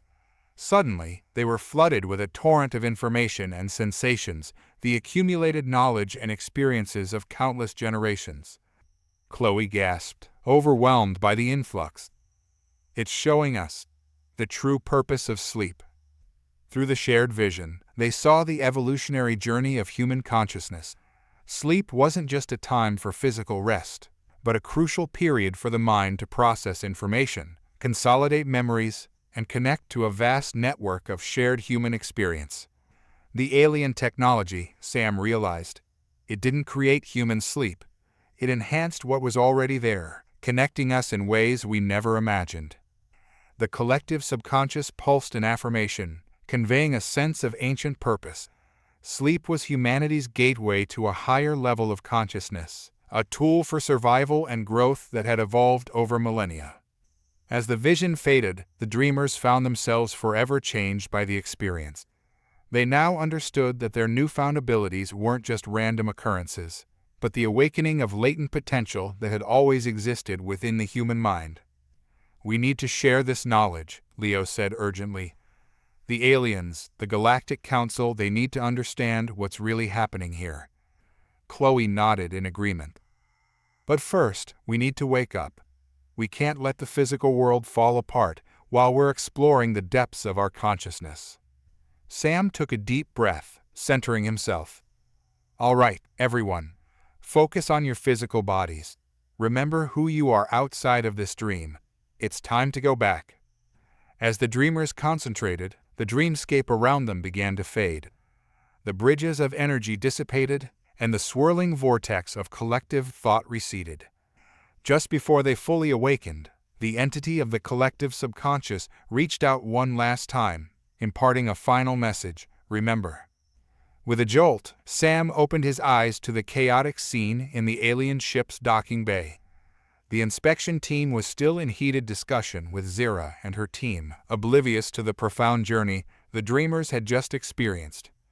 As the other Dreamers began to stir, Sam exchanged knowing glances with Leo and Chloe. They had uncovered a truth that could change everything: the true nature of human consciousness and its connection to the universe. Now, they faced the daunting task of conveying this revelation to both humans and aliens alike, all while navigating the complex political landscape of interstellar relations. The fate of Earth and its place in the galactic community hung in the balance, with the Dreamers holding the key to a new understanding of consciousness itself. As Nora Vin turned her penetrating gaze towards the awakening humans, Sam steeled himself for the challenge ahead. The true test was only just beginning. In the ship's laboratory, Ella Ross and Jax Quill worked feverishly, surrounded by holographic displays of human brain scans and alien schematics. The chaos of the inspection team's arrival felt distant here, replaced by the intense focus of scientific discovery. "Look at this pattern," Ella said, pointing to a particular brainwave frequency. "It's almost identical to the resonance frequency of your consciousness probe." Jax's optical sensors whirred as they analyzed the data. "Fascinating. It's as if human brains are naturally attuned to our technology." Ella's eyes lit up with excitement. What if it's not a coincidence? What if human evolution was somehow influenced by exposure to alien tech in the distant past? As they delved deeper into this possibility, a new pattern emerged in their data. Jax manipulated the holographic display, overlaying the Dreamers' brainwave patterns with the ship's energy signatures. "Ella, look," Jax exclaimed. "The dreamscape isn't just a psychological phenomenon. It's creating actual quantum entanglement between the Dreamers' minds and our ship's systems." Ella gasped as she realized the implications. That's why their abilities are manifesting in the physical world. The dreamscape is acting as a bridge between thought and reality. Jax's mechanical parts hummed with excitement. "If we can find a way to stabilize this connection, we might be able to safely disconnect the Dreamers without losing their newfound abilities." As they began formulating a plan to create a harmonic resonance field that could stabilize the quantum entanglement, neither of them noticed the small, blinking device hidden in the corner of the lab. Miles away, in a nondescript government building, Jake Moss sat rigidly in front of a bank of monitors. His military uniform was crisp, but dark circles under his eyes betrayed his exhaustion. For weeks, he had been covertly monitoring the alien activity, piecing together fragments of intercepted communications and anomalous energy readings. "Sir," a young analyst approached him, "we've just picked up a significant spike in the unknown energy signature. It's centered on that apartment complex in Manhattan." Jake's jaw tightened. He had suspected for some time that the aliens were conducting experiments on civilians, but this was the first concrete evidence. "Prepare a strike team," he ordered. "We move in 1 hour." Back on the alien ship, Sam and the other Dreamers were trying to explain their revelations about the collective subconscious to an increasingly skeptical Nora Vin. "You expect me to believe," Nora said, her voice dripping with disdain, "that human sleep is some kind of cosmic information network." Before Sam could respond, alarms blared throughout the ship. Zira rushed to a nearby console, her scales paling to a sickly gray. "We've detected multiple human aircraft approaching our position. They're armed." Nora's multifaceted eyes narrowed. "You assured me your presence here was undetected, Commander Kell." "It was," Zira protested. "I don't understand how." She was cut off as Ella and Jax burst into the docking bay. "We've made a breakthrough," Ella announced, oblivious to the tension in the room. "We think we can stabilize the Dreamers' connection too." She fell silent as she noticed the alarm lights and the grim expressions around her. "What's happening?" Sam quickly filled them in on the approaching human forces. As he spoke, a horrible realization dawned on him. "Wait, Jake, you're military, aren't you?" Did you have something to do with this? All eyes turned to Jake Moss, who stood rigid, his face a mask of conflicting emotions. I've been monitoring the situation, he admitted. My team must have detected the energy spike from the dreamscape experiment. The room erupted into chaos. Nora Vin demanded immediate evacuation, while Zira argued for staying to protect their research. The dreamers looked on in horror, realizing that their newfound abilities might soon become the focus of a human-alien conflict. Amidst the arguing, Jax approached Sam, Leo, and Chloe. "The stabilization field," they said urgently. "If we can activate it in time, it might mask our presence from the human forces." "But we haven't tested it yet," Ella protested. "We don't know what effect it could have on the dreamers." Leo stepped forward, his face set with determination. "We don't have a choice. If those forces attack, everything we've discovered could be lost or worse, weaponized." Sam nodded in agreement. "Do it. We'll handle whatever consequences come." As Jax and Ella rushed to implement their untested solution, the ship's sensors detected the first wave of human aircraft entering visual range. The next few moments would determine not just the fate of their research, but potentially the future of human-alien relations. Jake Moss watched the unfolding scene with a mix of duty and doubt. He had sworn to protect humanity, but now he wasn't sure if his actions were doing more harm than good. As Sam looked at him with a mixture of betrayal and pleading, Jake made a decision that would alter the course of everything. "Wait," he said, his voice cutting through the chaos. "I need to contact my superiors. There might be a way to de-escalate this situation." As Jake reached for his communication device, the air in the docking bay began to shimmer with the activation of Jax and Ella's stabilization field. The dreamers felt a strange resonance building within them, their newfound abilities humming with potential. In that moment, balanced on the knife edge between conflict and understanding, the true test of humanity's readiness for galactic citizenship was about to begin. The dreams of sleeping humans had opened a door to the cosmos, and now, awake and aware, they would have to navigate the consequences of their cosmic awakening. As the stabilization field hummed to life, the dreamers began to stir. One by one, they opened their eyes, blinking in the harsh light of the alien ship. But it wasn't just their physical eyes that were opening; their minds seemed to expand, taking in the world around them with newfound clarity and depth. Ivy Chen was the first to fully regain consciousness. As she sat up, her senses were immediately overwhelmed. The alien technology surrounding her wasn't just visible; she could perceive the energy flowing through it, understanding its purpose and function on an intuitive level. "Ivy?" Sam approached her cautiously. "How are you feeling?" Ivy turned to him, her eyes wide with wonder. I can see everything, Sam. The ship, the aliens, you, it's all connected. It's beautiful." As the other dreamers awakened, they too exhibited signs of enhanced perception. Leo could instinctively read the emotional states of everyone in the room, alien and human alike. Chloe found she could process complex scientific concepts with ease, her mind effortlessly unraveling the mysteries of alien technology. Nora Vin watched this transformation with a mixture of fascination and alarm. "What have you done to these humans, Commander Kell?" Zira, equally astonished, shook her head. "This wasn't our doing, Inspector. It seems the dreamscape has awakened something within them." As the group grappled with these new developments, Jake Moss received a response from his superiors. His face paled as he listened to the transmission. "They're not backing down," he announced grimly. "They're demanding we turn over all alien technology and research immediately." The tension in the room skyrocketed. Nora Vin's team began preparing defensive measures, while Zira and her researchers scrambled to secure their data. Amidst the chaos, Ivy felt a strange calm wash over her. "Wait," she said, her voice cutting through the noise. "I think I can help." All eyes turned to her as she stepped forward, her movements graceful and assured. "I can sense the human forces approaching. Their minds, they're filled with fear and confusion, but I think I can reach them."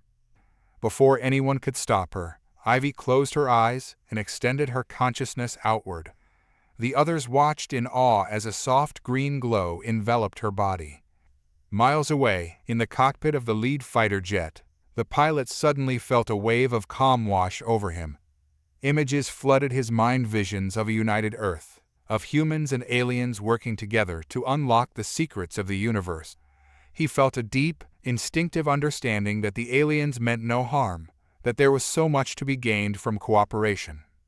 One by one, the other pilots and ground forces experienced similar visions.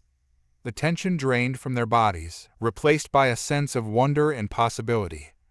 Back on the ship, Ivy opened her eyes, swaying slightly. Leo rushed to support her. "I showed them," she said softly. "I showed them what we saw in the dreamscape. The potential for unity, for growth." Jake's communication device crackled to life. "Stand down," came the astonished voice of his superior. "I repeat, all forces stand down. We're reassessing the situation." A collective sigh of relief swept through the ship. But for Ivy, the challenge was just beginning. As the immediate crisis passed, she found herself struggling to readjust to the mundane aspects of reality. In the days that followed, as negotiations between humans and aliens began in earnest, Ivy grappled with her new abilities. Simple tasks became overwhelming as she perceived layers of reality invisible to others. Walking down a busy street was a sensory overload, the thoughts and emotions of passers-by bombarding her enhanced mind. "I don't know how to turn it off," she confided in Sam one evening, her voice trembling. "It's like I'm connected to everything and everyone all the time. How do I live a normal life like this?" Sam, who had been working closely with Ella and Jax to understand the dreamer's transformation, offered a sympathetic smile. "Normal might not be an option anymore, Ivy. But we're all in this together. We'll figure it out." As Ivy struggled to find balance, the other dreamers faced their own challenges. Leo's empathic abilities made social interactions intense and often overwhelming. Chloe found it difficult to communicate with others who couldn't keep up with her accelerated thought processes. Yet, with these challenges came incredible opportunities. The dreamers' enhanced cognitive abilities and deep understanding of both human and alien consciousness made them invaluable in the ongoing negotiations. They served as bridges between species, able to translate complex concepts and foster mutual understanding.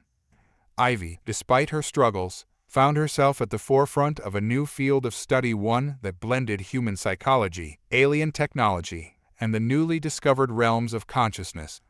Her ability to perceive and influence the world around her in profound ways opened up possibilities that were previously unimaginable. As Earth stood on the brink of a new era, with the promise of joining a galactic community, the Dreamers represented the next step in human evolution.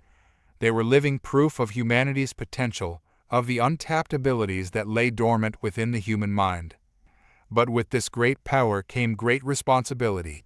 As Ivy looked out at the stars one night, feeling the pulse of the universe in a way she never had before, she realized that their journey was far from over. The dreamscape had awakened something profound within them, and now it was up to them to guide humanity through its cosmic awakening. The true challenge lay ahead, learning to harness their newfound abilities not just for personal gain, but for the betterment of all humanity and their new alien allies. As Ivy took a deep breath, centering herself amidst the swirling cosmos of her enhanced perception, she knew that the dreams of a united, enlightened future were now closer to reality than ever before. As the negotiations between humans and aliens progressed, the truth about the dreamscape experiment became impossible to conceal. Nora Vin's multifaceted eyes narrowed as she absorbed the full scope of Zira Kell's unauthorized research. "This goes beyond mere scientific curiosity, Commander Kell," Nora's voice resonated with barely contained anger. "You've fundamentally altered human consciousness without Galactic Council approval. Do you understand the severity of this breach?" Zira's scales rippled with a mix of defiance and apprehension. "Inspector Vin, I assure you our intentions were purely scientific. We had no way of predicting the outcome." "Intentions are irrelevant," Nora cut her off. The fact remains that your actions have triggered an evolutionary leap in a pre-contact species. This violates dozens of interstellar laws. The tension in the room was palpable. The human representatives, including Jake Moss, watched the exchange with growing concern. The dreamers, still adjusting to their enhanced abilities, could sense the conflicting emotions swirling around them. As Nora began listing the potential punishments for Zira and her team, Sam stepped forward. His time in the dreamscape had given him a unique perspective, one that bridged the gap between human and alien understanding. "Inspector Vin," Sam interjected, his voice calm but firm, "if I may offer a different perspective." Nora turned her penetrating gaze on Sam. "You may speak, human, but choose your words carefully." Sam took a deep breath, centering himself as he had learned to do in the dreamscape. "What's happened here isn't just about rules or regulations. It's about the fundamental nature of consciousness itself. The dreamscape experiment didn't just change us. It revealed something that was always there, waiting to be awakened." He gestured to the other dreamers. "We've seen the collective unconscious of humanity. We've experienced a level of connection and understanding that transcends individual minds. And in doing so, we've discovered that this connection extends beyond our species." Sam's words seemed to resonate on a deeper level, capturing the attention of both humans and aliens. Even Nora Vin's rigid posture softened slightly. "The alien technology didn't create this ability in us," Sam continued. "It simply provided a key to unlock what was already there. And I believe this discovery is too important to be buried or punished. It could be the foundation for a new era of cooperation and understanding between all sentient beings." Ella stepped forward, adding her scientific perspective. "Sam's right. Our research suggests that the dreamscape phenomenon isn't limited to humans. With refinement, this technology could potentially allow for deep, meaningful communication between any species, regardless of biological differences." The room fell silent as the implications of this sank in. Nora Vin's team exchanged glances, their earlier hostility replaced by cautious curiosity. After a long moment, Nora spoke. "Your arguments are compelling, but they don't change the fact that protocols were violated. The Galactic Council will demand accountability." It was then that Sam had an idea, a bold, potentially game-changing proposal. "What if," he began, his heart racing, "what if Earth became a test case, a controlled experiment in accelerated species development and integration into the galactic community?" The room erupted in a mix of excited murmurs and concerned objections. Sam pressed on, his voice growing stronger. "Think about it. You have a unique opportunity here. A species on the brink of a cosmic awakening, with individuals who can bridge the gap between human and alien consciousness. Instead of punishing this discovery, why not nurture it?" Sam's proposal hung in the air, its potential reverberating through the minds of all present. The dreamers, sensing the weight of the moment, lent their support, each adding their unique perspective on the benefits of such an arrangement. Nora Vin remained silent for what felt like an eternity, her inscrutable alien features giving no hint of her thoughts. Finally, she spoke. "What you're suggesting is unprecedented. It would require a complete reevaluation of our protocols for species integration." "Exactly," Sam nodded eagerly. "But isn't that the point of scientific exploration? To push boundaries and discover new possibilities." Zira Kell, seeing a chance for redemption, added her voice to Sam's. "Inspector Vin, if the Council approves this proposal, my team and I would dedicate ourselves fully to ensuring its success. Our research could pave the way for a new era of intergalactic cooperation." As the discussions intensified, with both human and alien representatives debating the merits and risks of Sam's proposal, a sense of possibility filled the room.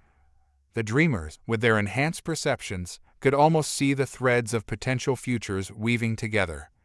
Nora Vin finally raised a hand, silencing the debate.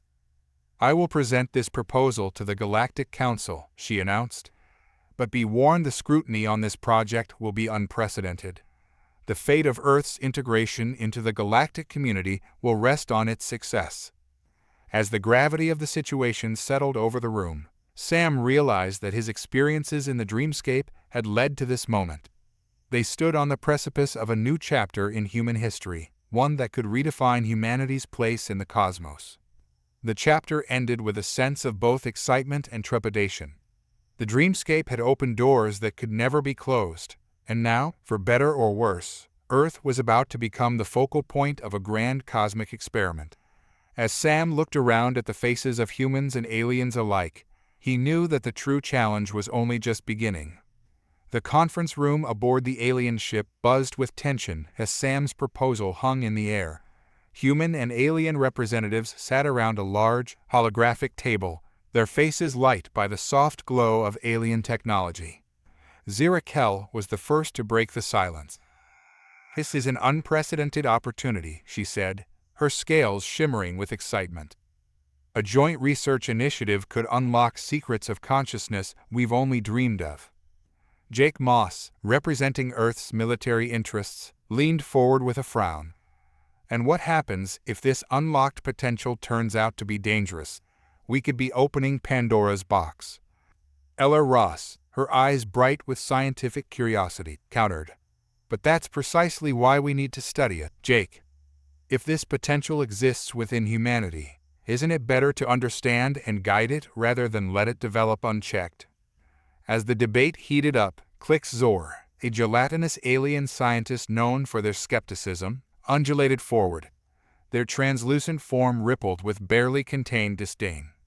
"This proposal is nothing short of reckless," Klix burbled, their words translated by a nearby device. "Human consciousness is primitive and volatile. Attempting to enhance it could lead to catastrophic consequences for the galaxy." Sam felt a flare of indignation, but kept his voice calm. "With all due respect, Klix Zor, you're basing that assessment on limited data. Our experiences in the dreamscape have shown that human consciousness is far more complex and interconnected than previously thought." Klix's form darkened, a sign of agitation. "Anecdotal experiences in an artificial construct are hardly scientific evidence, human." "Then let's gather that evidence," Sam pressed. "That's the whole point of this initiative. We can set up controlled experiments, monitored by both human and alien scientists." Nora Vin, who had been silently observing, interjected. "The potential benefits are intriguing, but the risks cannot be ignored.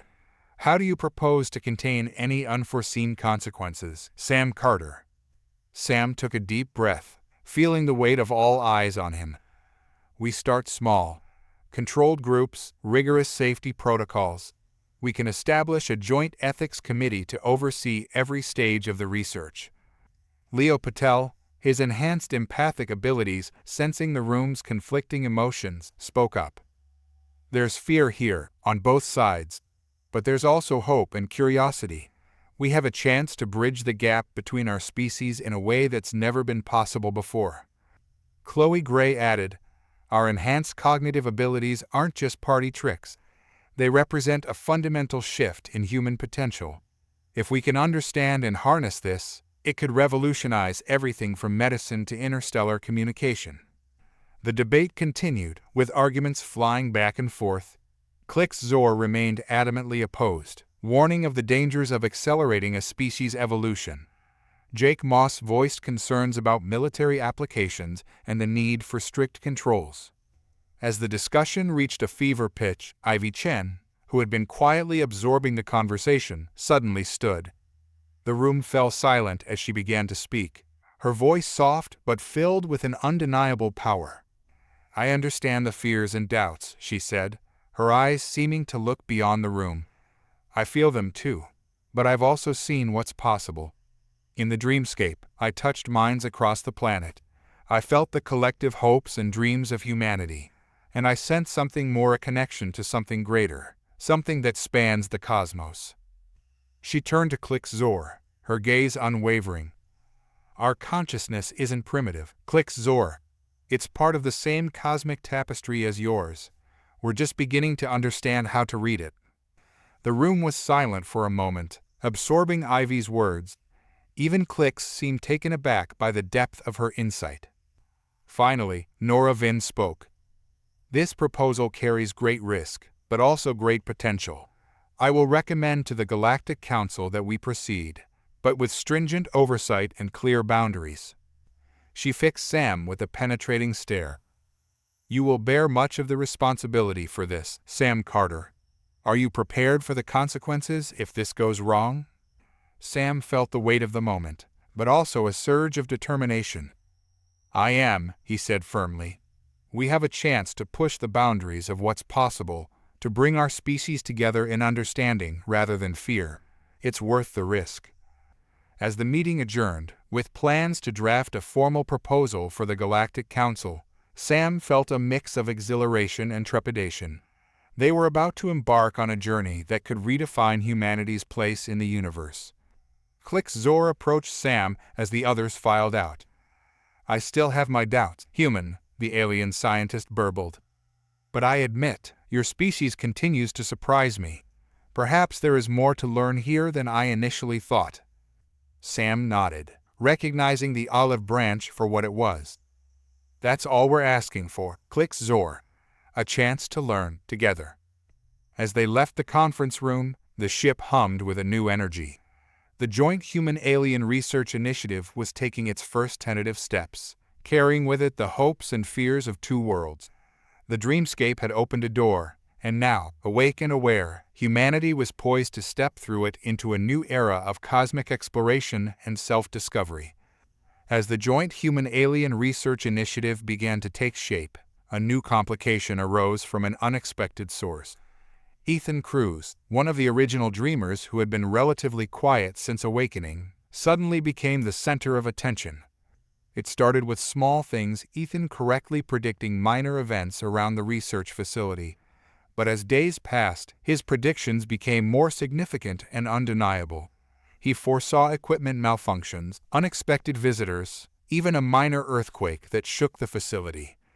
One morning, Ethan burst into the main laboratory, his eyes wide with urgency. We need to evacuate the East Wing immediately, he gasped. There's going to be a fire. Sam and Ella exchanged worried glances. Ethan, are you sure? Ella asked gently.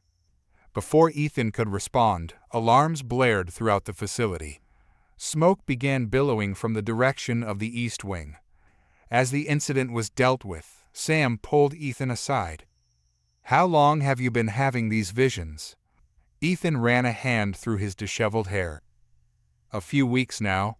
They always come in my sleep. At first, I thought they were just vivid dreams, but then they started coming true. News of Ethan's prophetic abilities spread quickly, adding a new layer of complexity to the already delicate situation. Some saw it as proof of the initiative's potential, while others viewed it as a dangerous development that needed to be contained. Zor was particularly agitated. Precognition. This is exactly the kind of unpredictable consequence I warned about. We must suspend all research immediately. Zirakel, however, saw an opportunity. This could be groundbreaking. If we can understand the mechanism behind these visions, it could revolutionize our approach to temporal physics. As debates raged among the scientific community, Lyra Thex, an alien anthropologist who had recently joined the initiative, found herself drawn to a different aspect of the unfolding drama. Lyra had always been fascinated by the cultural practices of other species, and human dreams had captured her imagination from the moment she learned of them. While others focused on the physiological and physical aspects of sleep, Lyra delved into its cultural significance. She spent hours interviewing the dreamers and other humans, learning about dream interpretation, lucid dreaming techniques, and the role of dreams in various human mythologies and religions. It's remarkable, Lyra shared her findings during a team meeting. Dreams seem to be a universal constant in human cultures, yet their interpretation and significance vary wildly. Some see them as messages from divine entities, others as windows into the subconscious mind. Her research began to bridge gaps in understanding between humans and aliens. She drew parallels between human dream practices and similar phenomena in other alien cultures, helping both sides find common ground. One afternoon, Lyra approached Ethan with a novel idea. "Your prophetic dreams," she began, her alien features animated with excitement. "They bear a striking resemblance to the trance states of the Oracle pods on Zalara Prime. I wonder if there might be a connection."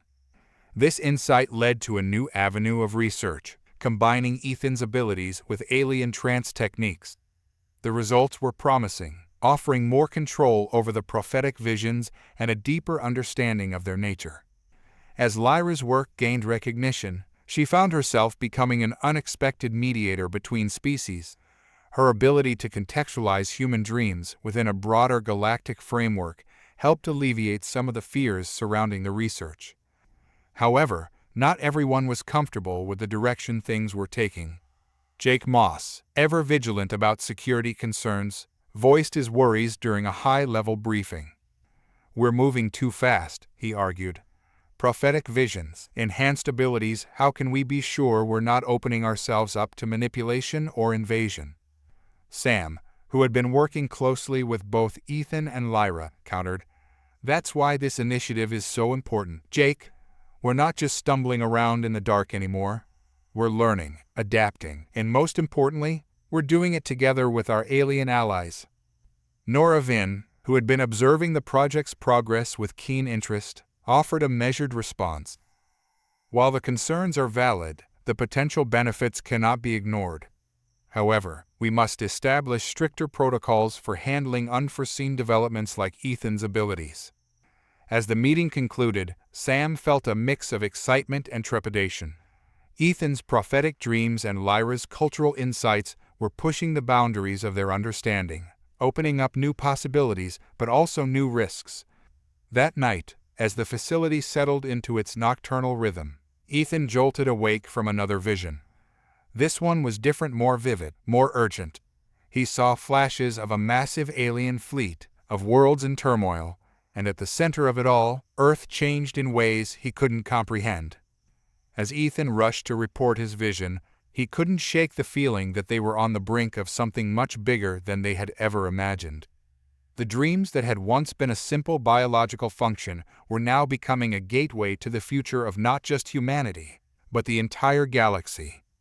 The joint initiative had started as an exploration of human consciousness, but it was quickly becoming clear that they were unraveling the very fabric of reality itself. As dawn broke over the facility, bringing with it the promise of new discoveries and new challenges, one thing was certain: the true impact of their work was only just beginning to be felt. The joint human-alien sleep research facility hummed with anticipation as the first official cross-species sleep study began. Volunteers from both Earth and various alien worlds had been carefully selected, paired, and prepped for what promised to be a groundbreaking experiment. In Sleep Pod 7, Mia Tran, a neuroscience graduate student from Earth, settled nervously into the specially designed chamber.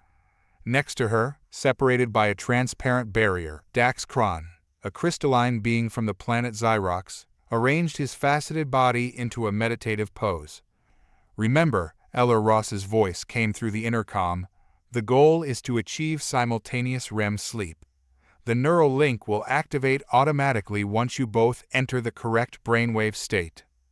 Mia took a deep breath, trying to calm her racing heart. "No pressure, right? Just try to fall asleep while making history." To her surprise, she heard a chiming laugh from Dax. "Your species' use of humor to alleviate tension is fascinating, Mia Tran. Shall we embark on this journey of consciousness together?" Mia smiled, feeling slightly more at ease. As the lights dimmed and the sleep induction field activated, she closed her eyes and let herself drift. Hours passed as researchers monitored the various pairs. Some struggled to synchronize their sleep cycles, while others showed promising neural activity. But it was Pod 7 that suddenly lit up with unprecedented readings. "Look at this," Jax exclaimed, their mechanical parts whirring with excitement. "The neural link between Mia and Dax is off the charts. It's like their minds are merging," Sam finished, staring at the holographic display in awe. Inside the shared dreamscape, Mia found herself in a realm unlike anything she had ever experienced. Colors she couldn't name swirled around her, and she felt her consciousness expand in ways that defied description. "Dax," she called out, her voice echoing strangely. "Are you here?" "I am here, Mia Tran," came a response that wasn't so much heard as felt. "And you are here, and we are. More." As their minds intertwined, Mia began to understand Dax on a level that transcended language. She experienced the crystalline beauty of Xyrox, felt the harmonious resonance that guided Dax's species. In turn, Dax marveled at the intricate emotions and memories that made up Mia's human experience. Together, they explored the depths of this shared consciousness, discovering new forms of communication and understanding. It was as if they had unlocked a universal language of thought and feeling. Back in the lab, the research team watched in amazement as the neural link between Mia and Dax strengthened. Unusual energy patterns began to emanate from their sleep pod, causing nearby equipment to react in unexpected ways. "This is incredible," Lyra Thex breathed, her anthropologist mind racing with the implications. "They're not just sharing a dream, they're creating an entirely new form of consciousness." As the experiment continued, other pairs began to show similar, if less intense, signs of deep connection. The barrier between species seemed to dissolve in the realm of shared dreams, leading to breakthroughs in understanding and communication. When the sleep cycle finally ended, and the participants began to wake, there was a palpable sense of change in the air. Mia's eyes fluttered open, and she found herself gazing at Dax with a sense of profound recognition. "That was," she began, struggling to find words adequate to describe the experience. "Beyond," Dax chimed, his crystalline form glowing with residual energy. "We have touched the cosmic tapestry, Mia Tran, and it has touched us in return." As the research team debriefed the participants, it became clear that something fundamental had shifted. Those who had experienced the deepest connections reported a lasting sense of understanding and empathy for their alien partners. Mia, still processing the profound experience, shared her insights with the team. "It wasn't just about communicating," she explained, her eyes alight with wonder. "It was about truly experiencing another form of existence. I saw through Dax's eyes, felt the universe the way his species does, and in turn, he understood what it means to be human in a way no amount of study could achieve." Lyra Thex was particularly intrigued by this development. "This goes beyond cultural exchange," she mused. "It's a form of experiential anthropology we've never even dreamed of." As the data from the experiment was analyzed, new questions and possibilities arose. Could this shared dreaming be used to bridge gaps between conflicting species? Might it offer solutions to long-standing galactic disputes? And what did it mean for the future of both human and alien consciousness? Sam, watching as Mia and Dax continued to communicate in a mixture of words and subtle crystalline resonances, felt a surge of hope. "This is it," he said softly. "This is how we take the next step into the galactic community. Not just as allies or partners, but as beings capable of truly understanding one another." As news of the experiment's success spread, both excitement and concern rippled through human and alien societies. The boundaries of consciousness had been pushed further than ever before, opening up a new frontier of exploration and discovery. But with this breakthrough came new challenges. How would this deep level of connection affect individual identities? What safeguards would be needed to protect the minds of participants? And how would those in power react to a form of communication that couldn't be controlled or censored? As the research team prepared to present their findings to the Galactic Council, they knew that the true impact of their work was only beginning to unfold. The shared dreams of humans and aliens had opened a door to a new understanding of consciousness itself, and the universe would never be the same. The alarms blared through the research facility, shattering the quiet of the night shift. Sam Carter jolted awake in his quarters, instantly alert. The comm system crackled to life with Zira Kell's urgent voice. "Security breach in Sector 7. All personnel on high alert." Sam rushed to the command center, his mind racing. Sector 7 housed the most advanced alien sleep technology, the culmination of their joint research efforts. As he burst through the doors, he found Ella Ross and Jax Quill already huddled around a holographic display of the facility. "What's happening?" Sam demanded, scanning the chaotic scene before him. Ella's face was grim. "It's Jake. He's leading a group of humans in an attempt to steal the prototype Dream Amplifier." Sam's heart sank.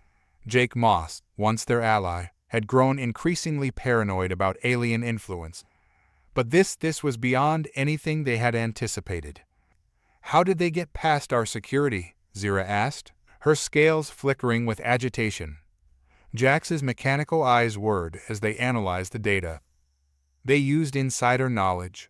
Someone on our team must have helped them." The implications of this betrayal hung heavy in the air. The Dream Amplifier was still experimental, capable of enhancing the shared dreaming experience 100-fold. In the wrong hands, it could be weaponized, used to manipulate minds on a massive scale. "We need to stop them before they reach the extraction point," Sam said, his voice steely with determination. "Ella, coordinate with the alien security forces. Jax, lock down all exit points. I'm going in." Zira placed a scaled hand on Sam's arm. "Not alone, you're not. This is our fight too." As they raced towards Sector 7, Sam's mind flashed back to the countless hours spent with Jake, working towards what they thought was a shared vision of the future. How had it come to this? They arrived to find the sector in chaos. Alarms blared, emergency lights flashed, and the air was thick with the acrid smell of weapons fire, both human and alien. Through the smoke, Sam caught glimpses of Jake's team, moving with military precision towards the central lab. "Jake," Sam shouted, his voice cutting through the din. "Stop this madness. You don't know what you're dealing with." Jake's voice came back, hard and determined. "We know exactly what we're dealing with, Sam. This technology is too powerful to be left in alien hands. We're taking it back for humanity's protection." Sam edged closer, using the smoke as cover. He could see Jake now, flanked by his team, the stolen Dream Amplifier clutched in his arms. Behind him, Zira and a group of alien security personnel were moving into position. "Think about what you're doing," Sam pleaded. "This alliance, this research, it's bigger than just us. It's about the future of both our species." Jake's laugh was bitter. "Always the idealist, Sam. Can't you see? They're using us, studying us like lab rats. Well, now it's our turn to level the playing field." Suddenly, one of Jake's team spotted Zira's group. "Aliens incoming!" he shouted, raising his weapon. "No!" Sam yelled, but it was too late. The air erupted with weapons fire from both sides. In the chaos that followed, Sam saw Jake make a break for it, the Dream Amplifier tucked under his arm. Without thinking, Sam gave chase, dodging energy blasts and debris. He cornered Jake in a dead-end corridor. "It's over, Jake. Don't make this worse than it already is." Jake's eyes were wild, desperate. "You don't understand, Sam. I've seen what this technology can do. The visions, the power humanity needs this to survive in the galaxy." "Not like this," Sam said, taking a cautious step forward. "We're on the brink of something amazing, Jake. Real understanding between species. Don't throw it all away." For a moment, Jake hesitated, and Sam saw a flicker of doubt in his old friend's eyes. But then Jake's resolve hardened. He raised his weapon, pointing it squarely at Sam's chest. Time seemed to slow. Sam could hear his heart pounding in his ears. He thought of everything they had worked for, the bridges they had built between worlds. He couldn't let it end here. Just as Jake's finger tightened on the trigger, a burst of alien energy enveloped him. Jake cried out, more in surprise than pain, and crumpled to the ground. The Dream Amplifier clattered across the floor. Sam spun around to see Zira lowering her weapon, her scales shimmering with a mix of relief and sadness. "I'm sorry, Sam. I couldn't let him." Sam nodded, his throat tight. "I know. Thank you." As alien security personnel moved in to secure Jake and the stolen technology, Sam knelt beside his fallen friend. The betrayal stung, but he couldn't help feeling a deep sadness for what had been lost. Ella's voice came through on the comm. "Sam? Are you all right? What's the situation?" Sam took a deep breath, steadying himself. "We've contained the situation. The technology is secure. But we've got a lot of work to do to rebuild trust." As the adrenaline of the confrontation faded, the true cost of the night's events began to sink in. The fledgling human-alien alliance had been tested, and while it had survived, the cracks were now painfully visible. Sam looked at Zira, seeing his own mix of emotions reflected in her alien features. They had prevented a disaster, but the road ahead would be challenging. Rebuilding trust, both among their own team and with the wider human population, would take time and effort. But as Sam helped the security team secure the area, he felt a renewed sense of purpose. This setback, painful as it was, only underscored the importance of their work. Understanding between species, true communication and empathy, was more crucial than ever. The shared dreams that had brought them together now seemed like a fragile lifeline in a sea of potential conflict. But it was a lifeline worth fighting for, a bridge between worlds that could, with care and dedication, grow strong enough to withstand any storm. As the facility slowly returned to normal, Sam knew that their real work was just beginning. The universe was watching, and the next steps they took would shape the future of human-alien relations for generations to come. 1 year after the attempted theft of the Dream Amplifier, the joint human-alien research facility was transformed. Gone were the stark, clinical walls and the air of cautious separation. In their place stood a harmonious blend of human and alien architecture, a physical manifestation of the bridges built between species. As Sam Carter stood at the podium, looking out over the assembled crowd of humans and aliens, he couldn't help but marvel at how far they'd come. The ceremony to celebrate their successful collaboration was more than just a formal event. It was a testament to the power of shared dreams and mutual understanding. "A year ago," Sam began, his voice carrying across the hushed audience, "many of us saw sleep as simply a biological necessity. Today, we understand it as a gateway to new realms of consciousness, a bridge between minds and species." He gestured to the team seated behind him: Ella Ross, Zira Kell, Jax Quill, and others who had been instrumental in their research. Each face, human and alien alike, reflected a shared sense of accomplishment and wonder. "Our work has shown us that consciousness is not confined to waking hours or individual minds," Sam continued. "Through shared dreaming, we've experienced the universe through each other's perceptions, fostering a level of empathy and understanding once thought impossible." As Sam spoke, he caught sight of Mia Tran and Dax Kron in the audience, sitting side by side. Their ongoing connection, forged in shared dreams, had become a symbol of what was possible between species. Mia's hand rested comfortably on Dax's crystalline form, a gesture that would have seemed alien just a year ago, but now felt perfectly natural.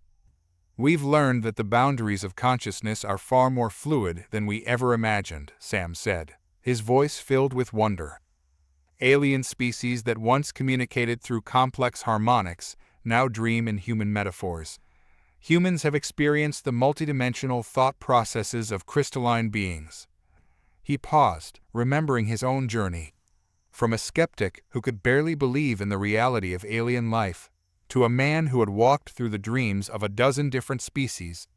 The growth hadn't always been easy, but it had been profound. "This collaboration has changed us all," Sam acknowledged. "It's taught us to question our assumptions, to open our minds to new possibilities.